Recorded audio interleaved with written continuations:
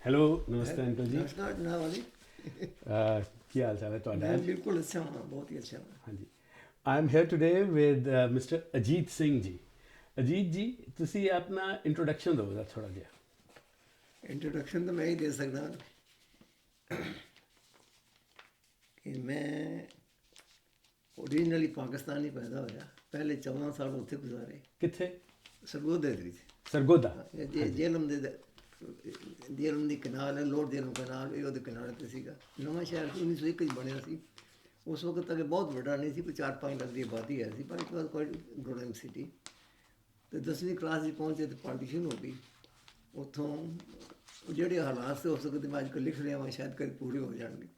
ਅਤੇ ਮੈਂ 10ਵੀਂ ਚੜ੍ਹਿਆ ਅਤੇ ਫਿਰ ਸਕੂਲ ਦੀਆਂ ਸਮਰ ਦੀਆਂ ਮਤਲਬ ਕਿ ਛੁੱਟੀਆਂ ਹੋਈਆਂ ਅਤੇ ਫਿਰ ਸਕੂਲ ਨਹੀਂ ਖੁੱਲ੍ਹੇ। ਅੱਛਾ। ਲੋਕ ਇੱਥੋਂ ਨਿਕਲਣੇ ਸ਼ੁਰੂ ਹੋ ਗਏ। ਇਹ ਪਤਾ ਸੀ ਕਿ ਮਤਲਬ ਕਿ ਪਾਰਟੀਸ਼ਨ ਆ ਰਹੀ ਹੈ। ਇਹ ਮਈ ਜੂਨ ਦੀ ਗੱਲ ਹੈਗੀ।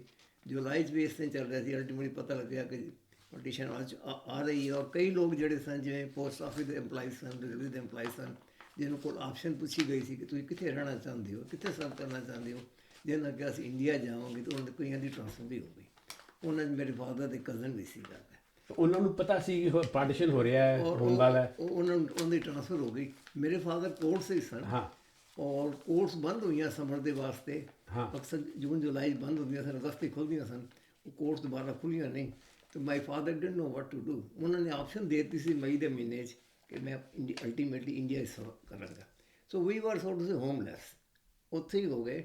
ਮਗਰ ਅਸੀਂ ਉੱਥੇ ਐਂਡ ਆਫ ਸੈਪਟੰਬਰ ਤੱਕ ਰਹੇ ਹਾਂ। ਮੇਰੇ ਖਿਆਲ 28 ਜਾਂ 29 ਸਤੰਬਰ ਨੂੰ ਉੱਥੇ ਚੱਲੇ ਸੀਗੇ। 47। 47 ਦੇ ਵਿੱਚ ਮਤਲਬ ਪਾਕਿਸਤਾਨ ਜ਼ਿੰਦਾਬਾਦ ਕਹਿ ਕੇ ਆਏ ਸੀ, ਐਸੀ ਗੱਲ ਨਹੀਂ। ਅੱਛਾ। ਮਤਲਬ ਝੰਡੇ ਝੁੰਡੇ ਚੇਂਜ ਹੋ ਗਏ ਸਨ। ਹਾਂ। ਮਗਰ ਉਹਦੇ ਬਾਅਦ ਫਿਰ ਪਤਾ ਨਹੀਂ ਸੀ ਕਿਸ ਤਰ੍ਹਾਂ ਜਾਣੇ। ਜਿਹੜੇ ਲੋਕ ਅਮੀਰ ਸਨ, ਵੈਲ ਟੂ ਡੂ ਸਨ, ਔਰ ਜਿਹਨਾਂ ਦੇ ਆਪਣੇ ਬਿਜ਼ਨਸ ਸਨ, ਉਹ ਲੋਕਾਂ ਨੇ ਤਾਂ ਆਪਣੀਆਂ ਮਈ ਜੂਨ ਦੇ ਵਿੱਚ ਹੀ ਆਪਣੀਆਂ ਫੈਮਲੀਜ਼ ਨੂੰ ਹਾਂਜੀ ਟਰੱਕ ਵਗੈਰਾ ਲੈ ਕੇ ਤੇ ਇੰਡੀਆ ਭੇਜ ਛੱਡਿਆ ਸੀਗਾ। ਜਿਹਨਾਂ ਦੇ ਬਿਜ਼ਨਸ ਸਨ ਖੁਦ ਰਹੇ ਉੱਥੇ। ਹਾਂ। ਅਸੀਂ ਸਾਡੇ ਫਾਦਰ ਕੋਈ ਗਵਰਨਮੈਂਟ ਸਰਵਿਸ ਸਨ। He could go without any position. ਮਗਰ ਉਹਨਾਂ ਦਾ ਕੋਈ ਮੂਵਮੈਂਟ ਆਰਡਰ ਨਹੀਂ ਸੀ ਕਿੱਥੇ ਜਾਣਾ ਕਿੱਥੇ ਨਹੀਂ ਜਾਣਾ। So it was wear and roll down. Ultimately ਜਿਹੜਾ ਕੋਈ ਟਰੱਕ ਵਗੈਰਾ ਆਇਆ ਸਨ, ਕਈ ਲੋਕ ਟਰੱਕਾਂ ਨਾਲ ਚਲੇ ਗਏ। ਸਾਨੂੰ ਪਤਾ ਚੱਲਿਆ ਕਿ ਉੱਥੋਂ ਮੈਂ ਇੱਕ ਸਪੈਸ਼ਲ ਟ੍ਰੇਨ ਜਾਣੀ ਹੈਗੀ ਅਤੇ ਅਸੀਂ ਉਸ ਟ੍ਰੇਨ ਦੇ ਥਰੂ ਆਏ ਸੀ। ਹਰ 2 ਡੱਬਿਆਂ ਦੇ ਬਾਅਦ ਵੈਪਨ ਕੈਰੀਅਰ ਸੀਗਾ। ਔਰ ਕੋਈ ਮੇਰੇ ਖਿਆਲ ਇੱਕ ਪਲੈਟੂਨ ਸੀ ਗੋਰਖਿਆਂ ਦੀ। ਉਹਨਾਂ ਦਾ ਜਿਹੜਾ ਕੈਪਟਨ ਸੀਗਾ ਉਹ ਬ੍ਰਿਟਿਸ਼ ਆਫਿਸਰ ਸੀਗਾ। ਅਤੇ ਉਹਨੇ ਕਿਹਾ ਇਹ ਮੇਰੀ ਆਖਰੀ ਡਿਊਟੀ ਹੈ ਇੰਡੀਆ ਔਰ ਪਾਕਿਸਤਾਨ ਦੇ ਵਿੱਚ, ਅਤੇ ਮੇਰੀ ਡਿਊਟੀ ਹੈ ਕਿ ਮੈਂ ਤੁਹਾਨੂੰ ਉਸ ਵਾਹਗਾ ਤੋਂ ਪਾਰ ਮਤਲਬ ਬਾਰਡਰ ਤੋਂ ਪਾਰ ਪਹੁੰਚਾ ਕੇ then I am free and I will be disbanded and then you will go where you want. ਅੱਛਾ ਅੱਛਾ। ਅਤੇ ਅਸੀਂ ਉੱਥੋਂ ਮੇਰਾ ਖਿਆਲ ਹੈ ਅਸੀਂ 28 ਜਾਂ 29 ਸਤੰਬਰ ਨੂੰ ਚੱਲੇ ਸੀਗੇ। ਭਰੇ ਹੋਏ ਸਨ ਸਭ, ਸਿਵਾਏ ਕਿ ਬਾਥਰੂਮ ਦੇ ਸਭ ਜਗ੍ਹਾ ਭਰੀ ਹੋਈ ਸੀਗੀ। ਉਹ ਜਗ੍ਹਾ ਸੱਡੀ ਹੋਈ ਸੀ ਕਿ ਲੋਕਾਂ ਨੇ ਬਾਹਰ ਜਾਣਾ ਬਾਥਰੂਮ ਯੂਜ਼ ਕਰਨ ਵਾਸਤੇ। ਔਰ ਵੈਪਨ ਕੈਰੀਅਰ ਦੇ ਗੋਰਖੇ ਹੁੰਦੇ ਸਨ। ਅਸੀਂ ਆਪਣੀ ਟ੍ਰੇਨ 'ਚ ਹੁੰਦੇ ਸੀ। 2 ਗੋਰਖੇ ਜਿਹੜੇ ਸਨ ਉਹ ਡਰਾਈਵਰ ਦੇ ਨਾਲ ਸਨ, ਔਰ 2 ਗੋਰਖੇ ਗਾਰਡ ਦੇ ਨਾਲ ਬੈਠੇ ਹੋਏ ਸਨ। ਔਰ ਜਿਹੜਾ ਕੈਪਟਨ ਸੀ ਉਹਨਾਂ ਦਾ ਉਹ ਚੱਲਦਾ ਫਿਰਦਾ ਰਹਿੰਦਾ ਸੀ।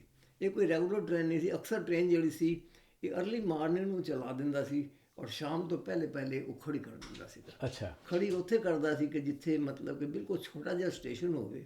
ਇੱਕ ਸਾਈਡ ਲਾਈਨ ਹੁੰਦੀ ਸੀਗੀ।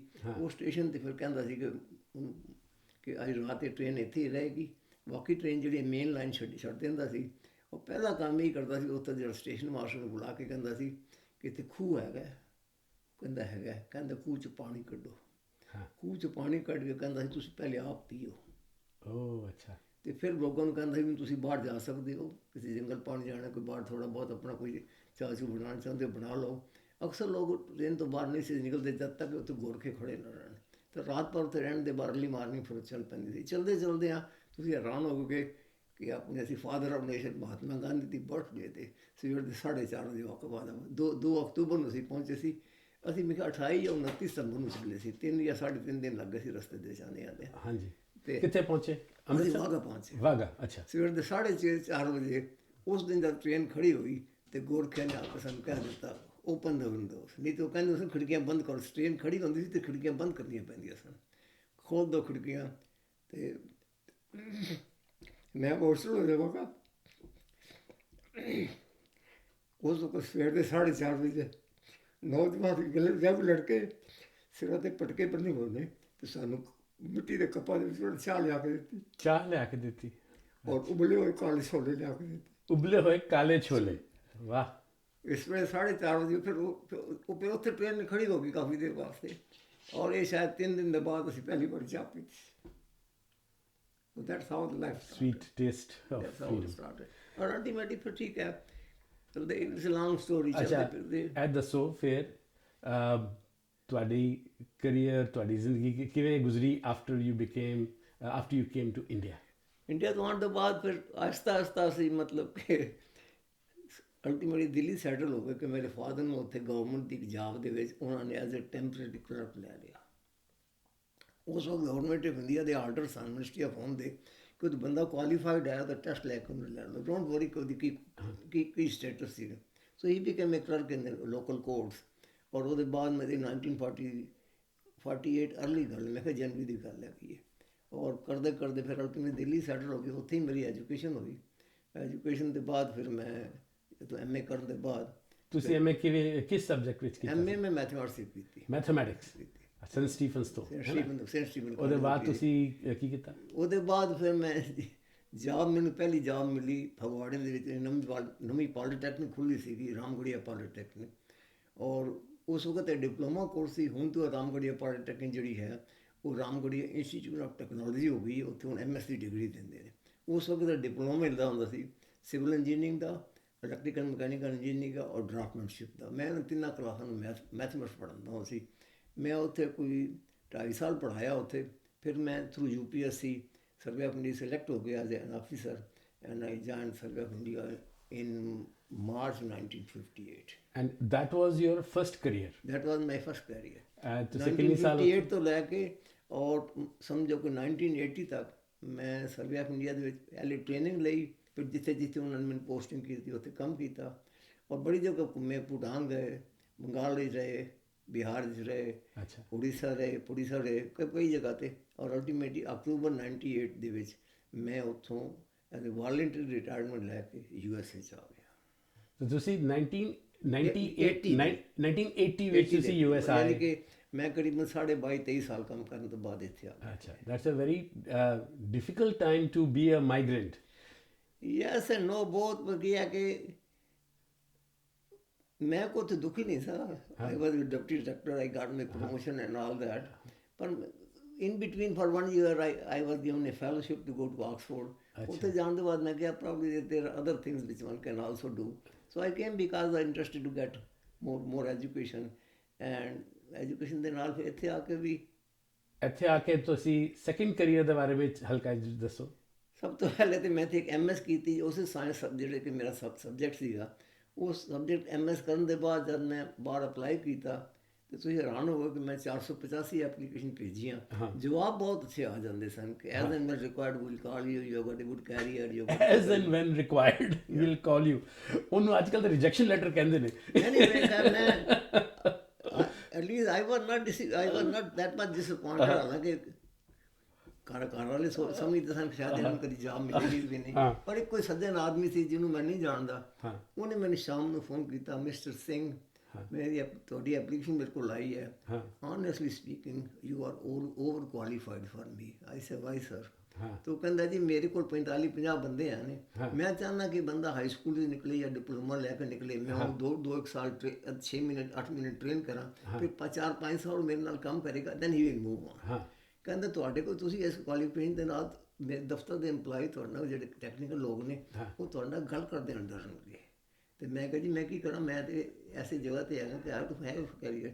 ਹੀ ਸਜੈਸਟਡ ਮੀ ਕਿ ਜਿਹੜੀ ਤੁਹਾਡੀ ਫੈਡਰਲ ਏਜੰਸੀ ਹੈ ਉਸ ਫੈਡਰਲ ਏਜੰਸੀ ਤੁਸੀਂ ਅਪਲਾਈ ਕਰੋ। ਅੱਛਾ, because you are well qualified. ਮੈਂ ਫੈਡਰਲ ਏਜੰਸੀ ਅਪਲਾਈ ਕਰਨ ਤੋਂ ਬਾਅਦ ਦੇਖਿਆ ਜਾ ਕੇ ਕਿ ਇੱਥੇ ਤਾਂ US ਹੋਣ ਦਾ ਸਿਟੀਜ਼ਨ ਹੋਣਾ ਜ਼ਰੂਰੀ ਹੈਗਾ। ਮੇਰੇ ਕੋਲ ਤਾਂ ਸਿਰਫ ਉਸ ਦਾ ਗ੍ਰੀਨ ਕਾਰਡ ਹੈ ਸੀਗਾ। I was a permanent resident but not a citizen. And to be a citizen I have to stay for 5 years. ਹਾਂਜੀ। So those were pre-Google days. ਹੁਣ pre-Google days ਜਾ ਕੇ ਮੈਂ ਕਰੀਬਨ 8 ਦਿਨ ਜਿੰਨੀਆਂ ਵੀ ਅਖਬਾਰਾਂ ਉਸ ਲਾਇਬ੍ਰੇਰੀ 'ਚ ਆਉਂਦੀਆਂ ਸਨ ਉਸ ਸਿਟੀ ਦੀ ਸਾਰੀਆਂ ਨੂੰ ਦੇਖਿਆ ਔਰ ਟੈਬੂਲੇਟ ਕੀਤਾ ਕਿ ਕਿਸ ਏਰੀਆ 'ਚ ਜ਼ਿਆਦਾ ਜੌਬਸ ਹਨ ਵਿਦ ਮਾਈ ਬੈਕਗਰਾਊਂਡ। ਹਾਂਜੀ। ਅਤੇ ਪਤਾ ਲੱਗਾ ਕਿ ਦੇਰ R 40 times more jobs in mathematics than in surveying and survey engineering. ਅੱਛਾ। Because mathematics is required at the high school level. ਹਾਂਜੀ। 10वीं 11वीं सब पढ़ना पैंदा है. In the first 2 years of the any career, you go for civil engineering, you go for statistics, you go for किसी जगह पे भी जाओ, accounting, first 2 years math पढ़ना ही पैंदा है. So there were more jobs there. So in the same university we was getting, actually I shifted my subject from research to get another master's degree. And I was lucky because it is the US government who paid me for teaching their undergraduates and getting my master's degree. That's And what a then, wonderful opportunity. so I so to say, and I broadened my, what you call it, in getting the second master's in mathematics. Those subjects which were not available when I was a student in 1955, like computers, etc. They had come, so I broadened my base. I also broadened my base by taking courses in statistics. So wherever I could fit it, I go there.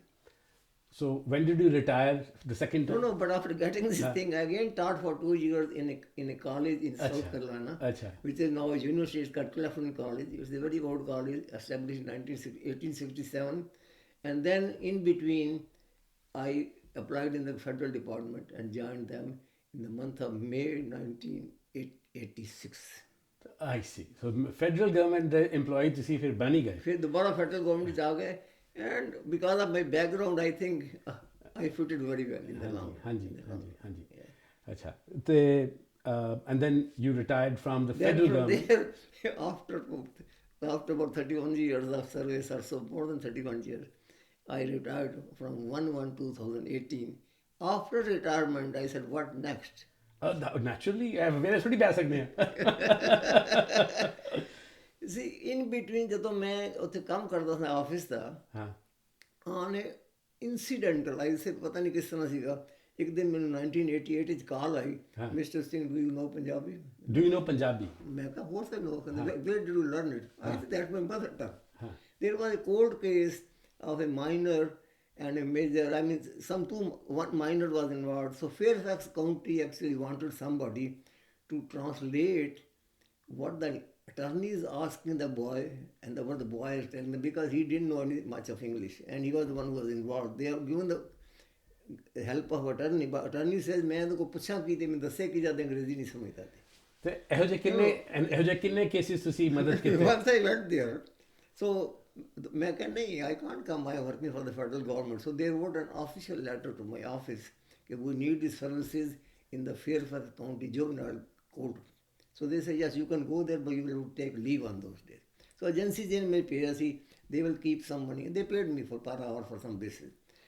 After knowing that, one day they said, Mr. Singh, we have got a document, divorce document, which is written in Punjabi. Achha. So can you convert it to English? Achha. So I said, yeah, I converted. They got it checked by somebody else. Is the translation okay? When it was up to standard. And then I became their so-called translator in my weekends. So I translated documents from Hindi to English, Urdu to English, and Punjabi to English, and vice versa. Most of those documented son, वो technical nature दे सन. किसी का divorce case है, किसी का birth certificate है, किसी का social security the correspondence, etc. etc. So in a way, I stayed in touch with my languages. Okay, way? Because of translation thing.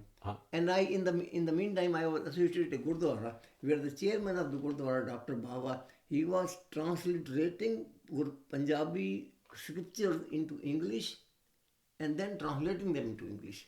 Oh, that's hard. तो पहले translate करो. Translate किया ताकि पंजाबी गुरमुखी पढ़ सको, फिर उसਨੂੰ फिर English translate किया. So all this translation जड़ा तुसी शुरू किया, after retirement कितना कि पहले शौक सी? पहले retirement वो कई वाली कदी कर दी सी. मिसाल के तौर पर अगर उर्दू का बहुत सा शेर याद आ जाए या किसी ने सुनाता हो, तो I will try to convert it to English also. अगर तो इजाज़त दियो तो मैं एक बड़ा सा शेर सुना. दसो. कितना सुनाना मैं?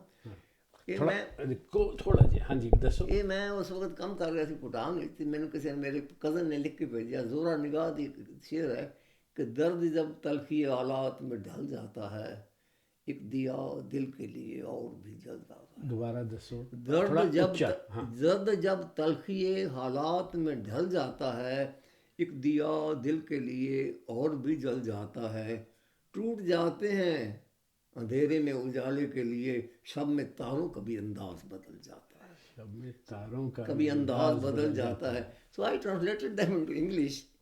कि when the personal woes merge with the throes of time, a new light turns up to console the mind, like the stars which burn themselves to give to remove the drabness of the night with light. Light. ਸੋ ਇਹੋ ਜਿਹਾ ਸ਼ੌਕ ਤੇ ਹੈ ਸੀ, ਮਗਰ ਉਹਨੂੰ ਕਦੀ ਇਹਨੇ seriously ਨਹੀਂ ਸੀ ਲਿਆ. They, now let's go back a little bit. Let's pick up the thread of your interest in poetry and literature. ਤੁਸੀਂ ਮੈਥਮੈਟਿਕਸ ਪੜ੍ਹ ਰਹੇ ਸੀ ਤੇ ਪੋਇਟਰੀ ਕਿਵੇਂ ਰਸਤੇ ਆ ਗਈ? ਪੋਇਟਰੀ ਮੇਰੇ ਖਿਆਲ ਸ਼ਾਇਦ ਅਗਰ ਮੰਨਿਆ ਜਾਏ, ਮੇਰੇ ਫਾਦਰ ਨੂੰ ਇੰਟਰਸਟ ਸੀ ਪੋਇਟਰੀ ਦੇ ਵਿੱਚ. although he was a clerk and his main subject was the law. ਉਹ ਜਿਹੀਆਂ ਕਿਤਾਬਾਂ ਕਦੀ ਨਾ ਕਦੀ ਕਰ ਲਿਆਂਦੀਆਂ. ਸਭ ਤੋਂ ਪਹਿਲੀ ਕਿਤਾਬ ਜਿਹੜੀ ਮੈਂ ਪੜ੍ਹੀ ਸੀ ਪੰਜਾਬੀ ਦੀ, ਉਹ ਸੀ ਮੈਂ ਬਾਗੀ ਹਾਂ. ਮੈਂ ਬਾਗੀ ਹਾਂ. ਮੈਂ ਬਾਗੀ ਹਾਂ. ਆਮ ਰੈਵੋਲੂਸ਼ਨਰੀ.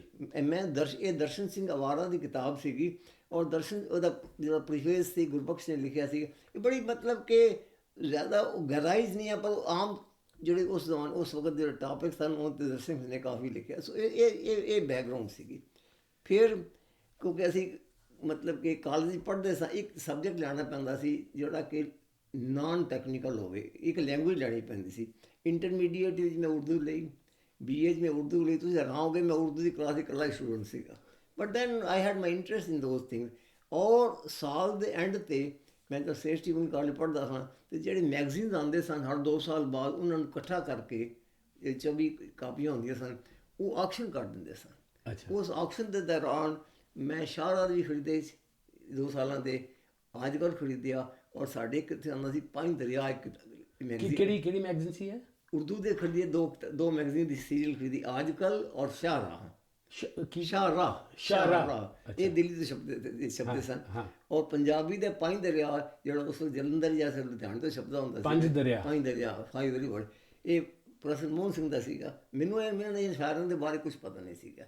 ਉਹ ਲਿਆ ਕੇ ਘਰ ਰੱਖ ਲਏ, ਹੌਲੀ ਹੌਲੀ ਨੂੰ ਪੜ੍ਹਨਾ ਸ਼ੁਰੂ ਕੀਤਾ. ਦੇ ਦੇਣਾ expose to that literature. Mohan Singh ਦੇ ਨਾਲ ਸ਼ੁਰੂ ਉੱਥੇ ਲਿਖਿਆ. ਤੁਸੀਂ ਕਾਫੀ books translated, you have 2 volumes of work ਜਿਸ ਤੋਂ ਟ੍ਰਾਂਸਲੇਟ ਕੀਤਾ ਹੈ. one ਮੋਹਨ ਸਿੰਘ ਦਾ, ਮੈਂ ਸੈਕਿੰਡ ਇਨ ਬਟਾਲਵੀ. ਰਿਟਾਇਰਮੈਂਟ ਤੋਂ ਬਾਅਦ ਉਹ 2018 ਤੋਂ ਲੈ ਕੇ ਕਰੀਬਨ 1.5-2 ਸਾਲ ਦੇ ਵਿੱਚ ਮੈਂ 4 ਕਿਤਾਬਾਂ ਦੇ ਟ੍ਰਾਂਸਲੇਸ਼ਨ ਕੀਤੇ. 2 ਸ਼ਿਵ ਕੁਮਾਰ ਬਟਾਲਵੀ ਦੀਆਂ ਔਰ 2 ਪ੍ਰੋਫੈਸਰ ਮੋਹਨ ਸਿੰਘ ਦੀਆਂ. ਇਹ ਮੇਰੇ ਘਰ ਪਈਆਂ ਸਨ ਕਿਤਾਬਾਂ. ਮੈਂ ਆਹਿਸਤਾ ਟ੍ਰਾਂਸਲੇਟ ਕਰਨਾ ਸ਼ੁਰੂ ਕੀਤਾ, ਔਰ ਪਤਾ ਨਹੀਂ ਸੀ ਪਬਲਿਸ਼ ਕਰਾਂਗਾ ਕਿ ਨਹੀਂ. ਪਰ ਇੰਸੀਡੈਂਟਲੀ ਮੈਂ 2019 ਦੀ ਇੰਡੀਆ ਜਾ ਰਿਹਾ ਸੀ. ਸਾਡੇ ਗੁਰਦੁਆਰੇ ਇੱਕ ਮੇਰੀ ਲੇਡੀ ਹੈ ਜਿਹੜੀ ਬੱਚਿਆਂ ਨੂੰ ਕੀਰਤਨ ਵੀ ਸਿਖਾਉਂਦੀ ਹੈ ਔਰ ਮਿਊਜ਼ਿਕ ਵੀ ਸਿਖਾਉਂਦੀ ਹੈ. ਅਤੇ ਮੈਂ ਉਹਨੂੰ ਕਿਹਾ ਮੈਂ ਹੁਣ 1 ਮਹੀਨਾ 1.5 ਨਹੀਂ ਆਵਾਂਗਾ. ਅਤੇ ਉਹ ਕਹਿਣਗੇ ਕਿਉਂ? ਮੈਂ ਕਿਹਾ ਮੈਂ ਇੰਡੀਆ ਜਾ ਰਿਹਾ ਵਾਂ. ਅਤੇ ਕਹਿੰਦੇ ਕਿੱਥੇ ਜਾਓਗੇ? ਅਤੇ ਮੈਂ ਉਹਨੂੰ ਕਿਹਾ ਮੈਂ ਫਗਵਾੜੇ ਜਾਣਾ, ਉੱਥੇ ਸਾਡੀ ਫਰੈਂਡ ਰਹਿੰਦੀ ਹੈ. ਕਹਿੰਦਾ ਫਿਰ ਤਾਂ ਤੁਸੀਂ ਲੁਧਿਆਣੇ ਲੰਘ ਕੇ ਜਾਓਗੇ, ਅਤੇ ਇਹ 2-3 ਕੱਪੜਿਆਂ ਦੇ ਪੈਕਟ ਹੈ, ਮੇਰੇ ਹਸਬੈਂਡ ਨੂੰ ਦੇ ਦੇਣਾ. ਮੈਂ ਦਿੱਲੀੋਂ ਚੱਲਣ ਤੋਂ ਪਹਿਲੇ ਉਹਨੂੰ ਇਨਫਾਰਮ ਕਰਦਾ ਕਿ ਮੈਂ ਆ ਰਿਹਾ ਹਾਂ. ਅਤੇ ਉਹ ਸਟੇਸ਼ਨ 'ਤੇ ਆ ਗਿਆ. ਮੈਂ ਉਹਦਾ ਪੈਕਟ ਦੇ ਦਿੱਤਾ, ਅਤੇ ਉਹਦਾ ਹਸਬੈਂਡ ਕਹਿਣਗਾ ਅਤੇ ਇਸ ਤਰ੍ਹਾਂ ਤਾਂ ਨਹੀਂ ਤੁਸੀਂ ਜਾ ਸਕਦੇ. ਮੈਂ ਕਿਹਾ ਕੋਈ ਕਹਿੰਦਾ ਜੀ 11-11:30 ਵਜੇ ਨੇ, ਅਤੇ ਤੂੰ ਹਰ ਅੱਧੇ ਘੰਟੇ ਬਾਅਦ ਫਗਵਾੜੇ ਬੱਸ ਜਾਂਦੀ, ਤੁਸੀਂ ਉਤਰ ਜਾਓ, ਲੰਚ ਕਰਾਂਗੇ, ਫਿਰ ਤੁਹਾਨੂੰ ਮੈਂ ਬੱਸ 'ਤੇ ਚੜ੍ਹਾ ਦਿਆਂਗਾ. ਜਦ ਅਸੀਂ ਲੰਚ ਕਰ ਰਹੇ ਸੀ ਅਤੇ ਮੈਂ ਉਹ ਪੁੱਛਿਆ ਉਹਨੂੰ ਵੀ ਤੁਸੀਂ ਸਾਡਾ ਪ੍ਰੋਫੈਸ਼ਨ ਕੀ ਹੈ? ਕਹਿੰਦਾ ਜੀ ਅਸੀਂ ਪ੍ਰੋਫੈਸ਼ਨਲੀ ਸਾਡਾ ਪ੍ਰਿੰਟਿੰਗ, ਸਾਡਾ ਪਬਲਿਸ਼ਿੰਗ ਹਾਊਸ ਹੈ. ਅਤੇ ਮੈਂ ਕਿਹਾ ਕੀ ਪਬਲਿਸ਼ ਕਰਦੇ ਹੋ? ਕਹਿੰਦਾ ਸਭ ਕੁਝ ਕਿਤਾਬਾਂ. ਉਹਦੇ ਦੌਰਾਨ ਮੈਂ ਕਿਹਾ ਵੀ ਮੈਂ ਵੀ ਕੁਛ ਟ੍ਰਾਂਸਲੇਸ਼ਨ ਕੀਤੀਆਂ, ਪਬਲਿਸ਼ ਹੋ ਸਕਦੇ ਨੇ. ਕਹਿੰਦਾ ਜੀ ਮੈਂ ਪਬਲਿਸ਼ਰ ਹਾਂ, ਮੈਨੂੰ ਇਹ ਨਹੀਂ ਪਤਾ ਕਿੰਨੇ ਅੱਛੇ ਟ੍ਰਾਂਸਲੇਸ਼ਨ ਨੇ. ਸੋ ਸਾਡੇ ਕੋਲ ਐਡੀਟਰਸ ਹੈ ਨਾ, 2 ਜਾਂ 3 ਹਰ ਲੈਂਗੁਏਜ. ਮੈਂ ਇਨਕਾਗਨੀਸ਼ੋ ਉਹਨਾਂ ਨੂੰ ਦੱਸਦਾ ਨਹੀਂ ਕਿਹਨੇ ਟ੍ਰਾਂਸਲੇਸ਼ਨ ਕੀਤਾ, ਪਰ ਸੈਂਪਲ ਦੇ ਦੇਣਾ. ਅਗਰ ਉਹ ਕਹਿੰਦੇ ਨੇ they are worth publishing then we will publish it. ਅਤੇ ਉਹਦਾ ਨਾਮ ਹੈ ਸਚਕੀਰਤ ਸਿੰਘ. ਅਤੇ ਉਹਦੀ ਮਤਲਬ ਹੈਲਪ ਕਰਕੇ ਇਹ ਕਿਤਾਬਾਂ ਉਹਨਾਂ ਨੇ ਕਿਹਾ ਦੇ ਆਰ ਵਰਥ ਪਬਲਿਸ਼ਿੰਗ, ਔਰ ਕਿਤਾਬਾਂ ਪਬਲਿਸ਼ ਹੋ ਗਈਆਂ. ਪਬਲਿਸ਼ ਇਸ ਵਾਸਤੇ ਹੋ ਗਈਆਂ ਕਿ ਮੈਂ ਉਸ ਤੋਂ ਬਾਅਦ 2019 ਤੋਂ ਬਾਅਦ ਗਿਆ ਨਹੀਂ ਗਾ, but because of Microsoft as well at email ਉਹਨਾਂ ਨੇ ਮੈਨੂੰ ਕਰੈਕਸ਼ਨ ਕਰਕੇ ਭੇਜੀਆਂ, ਮੈਂ ਕਰੈਕਸ਼ਨ ਕਰਕੇ ਵਾਪਸ. ਆਨਲਾਈਨ ਸਾਰਾ ਕੰਮ ਹੋ ਗਿਆ, ਆਨਲਾਈਨ ਕੰਮ ਹੋ ਗਿਆ. ਤਾਂ ਅਲਟੀਮੇਟਲੀ ਉਹਦੇ ਕਰਕੇ ਹੁਣ ਇਹ ਜਿਹੜੀ ਕਿਤਾਬ ਹੈ ਪਹਿਲੀ ਕਾਵ ਸਾਂਝ 2 volume ਨੇ. ਪਹਿਲਾ ਵਾਲੀਅਮ ਹੈ ਸ਼ਿਵ ਕੁਮਾਰ ਬਟਾਲਵੀ ਦਾ. ਇਹਦੇ ਸ਼ਿਵ ਕੁਮਾਰ ਬਟਾਲਵੀ ਦੀਆਂ 2 ਕਿਤਾਬਾਂ ਨੇ, ਪੀੜਾਂ ਦਾ ਪਰਾਗਾ ਔਰ ਲਾਜਵੰਤੀ. ਪੀੜਾਂ ਦਾ ਪਰਾਗਾ ਤੇ ਲਾਜਵੰਤੀ, ਦੋ ਪੋਇਟਰੀ. ਔਰ ਦੂਸਰੀ ਜਿਹੜਾ ਵਾਲੀਅਮ 2 ਜਿਹੜਾ ਹੈ ਉਹ ਪ੍ਰੋਫੈਸਰ ਮੋਹਨ ਸਿੰਘ ਦੇ 2 ਕਿਤਾਬਾਂ ਨੇ. ਪਹਿਲੀ ਕਿਤਾਬ ਹੈ ਸਾਵੇ ਪੱਤਰ, ਦੂਜੀ ਕਿਤਾਬ ਹੈ ਕੱਚ ਸੱਚ. ਉਹ ਹੁਣ ਪਬਲਿਸ਼ ਹੋ ਚੁੱਕੀਆਂ ਨੇ, ਅਤੇ ਮੈਂ ਆਪਣੇ ਫਰੈਂਡਸ ਵਗੈਰਾ ਨੂੰ ਉਹਦੀ ਕਾਪੀ ਕਰ ਭੇਜੀਆਂ ਨੇ. ਹੁਣ ਸਵਾਲ ਆਉਂਦਾ ਕਿ ਲੱਭਿਆ ਕੀ ਹੈ ਜਾਂ ਮੇਰਾ ਟ੍ਰਾਂਸਲੇਸ਼ਨ ਆਇਆ ਕਿਸ ਤਰ੍ਹਾਂ। ਤੋ ਬਿਫੋਰ ਵੀ ਟਾਕ ਤੁਸੀਂ ਇੰਟਰੋਡਿਊਸ ਕਰੋ ਸਾਨੂੰ ਕਿ ਇਹ ਪੋਇਟਸ ਕੌਣ ਨੇ। ਮੋਹਨ ਸਿੰਘ ਥੋੜਾ ਜਿਹਾ ਦੱਸੋ, ਫਿਰ ਸ਼ਿਵ ਕੁਮਾਰ ਬਟਾਲਵੀ। ਪ੍ਰੋਫੈਸਰ ਮੋਹਨ ਸਿੰਘ ਜਿਹੜਾ ਹੈ, ਇਹਦੀ ਮੇਰੇ ਖਿਆਲ ਸ਼ਾਇਦ 1905 ਦੀ ਬਰਥ ਹੋਈ ਸੀ, ਪਰ ਐਟ ਦ ਏਜ ਆਫ 73 ਜਾਂ 74 ਇਹ ਵੈਸਟ ਪੰਜਾਬ ਦੇ ਪੋਠੋਹਾਰ ਦਾ ਇਲਾਕਾ ਸੀ, ਜਿਹੜਾ ਜੇਲਮ ਦੇ ਪਾੜ ਦਾ ਇਲਾਕਾ, ਉਹਨੂੰ ਪੋਠੋਹਾਰ ਕਹਿੰਦੇ। ਉੱਥੋਂ ਦੀ ਲੈਂਗੁਏਜ ਦੇ ਲਫ਼ਜ਼ ਬੜੇ ਪਿਆਰੇ ਨੇ ਔਰ ਬੜੇ ਯੂਨੀਕ ਨੇ, ਜਿਹੜੀ ਉਹਦੀ ਲੈਂਗੁਏਜ ਬਾਅਦ ਵਿੱਚ ਆਏ ਨੇ। ਔਰ originally he started his career as a school teacher, then he got his master's in Persian or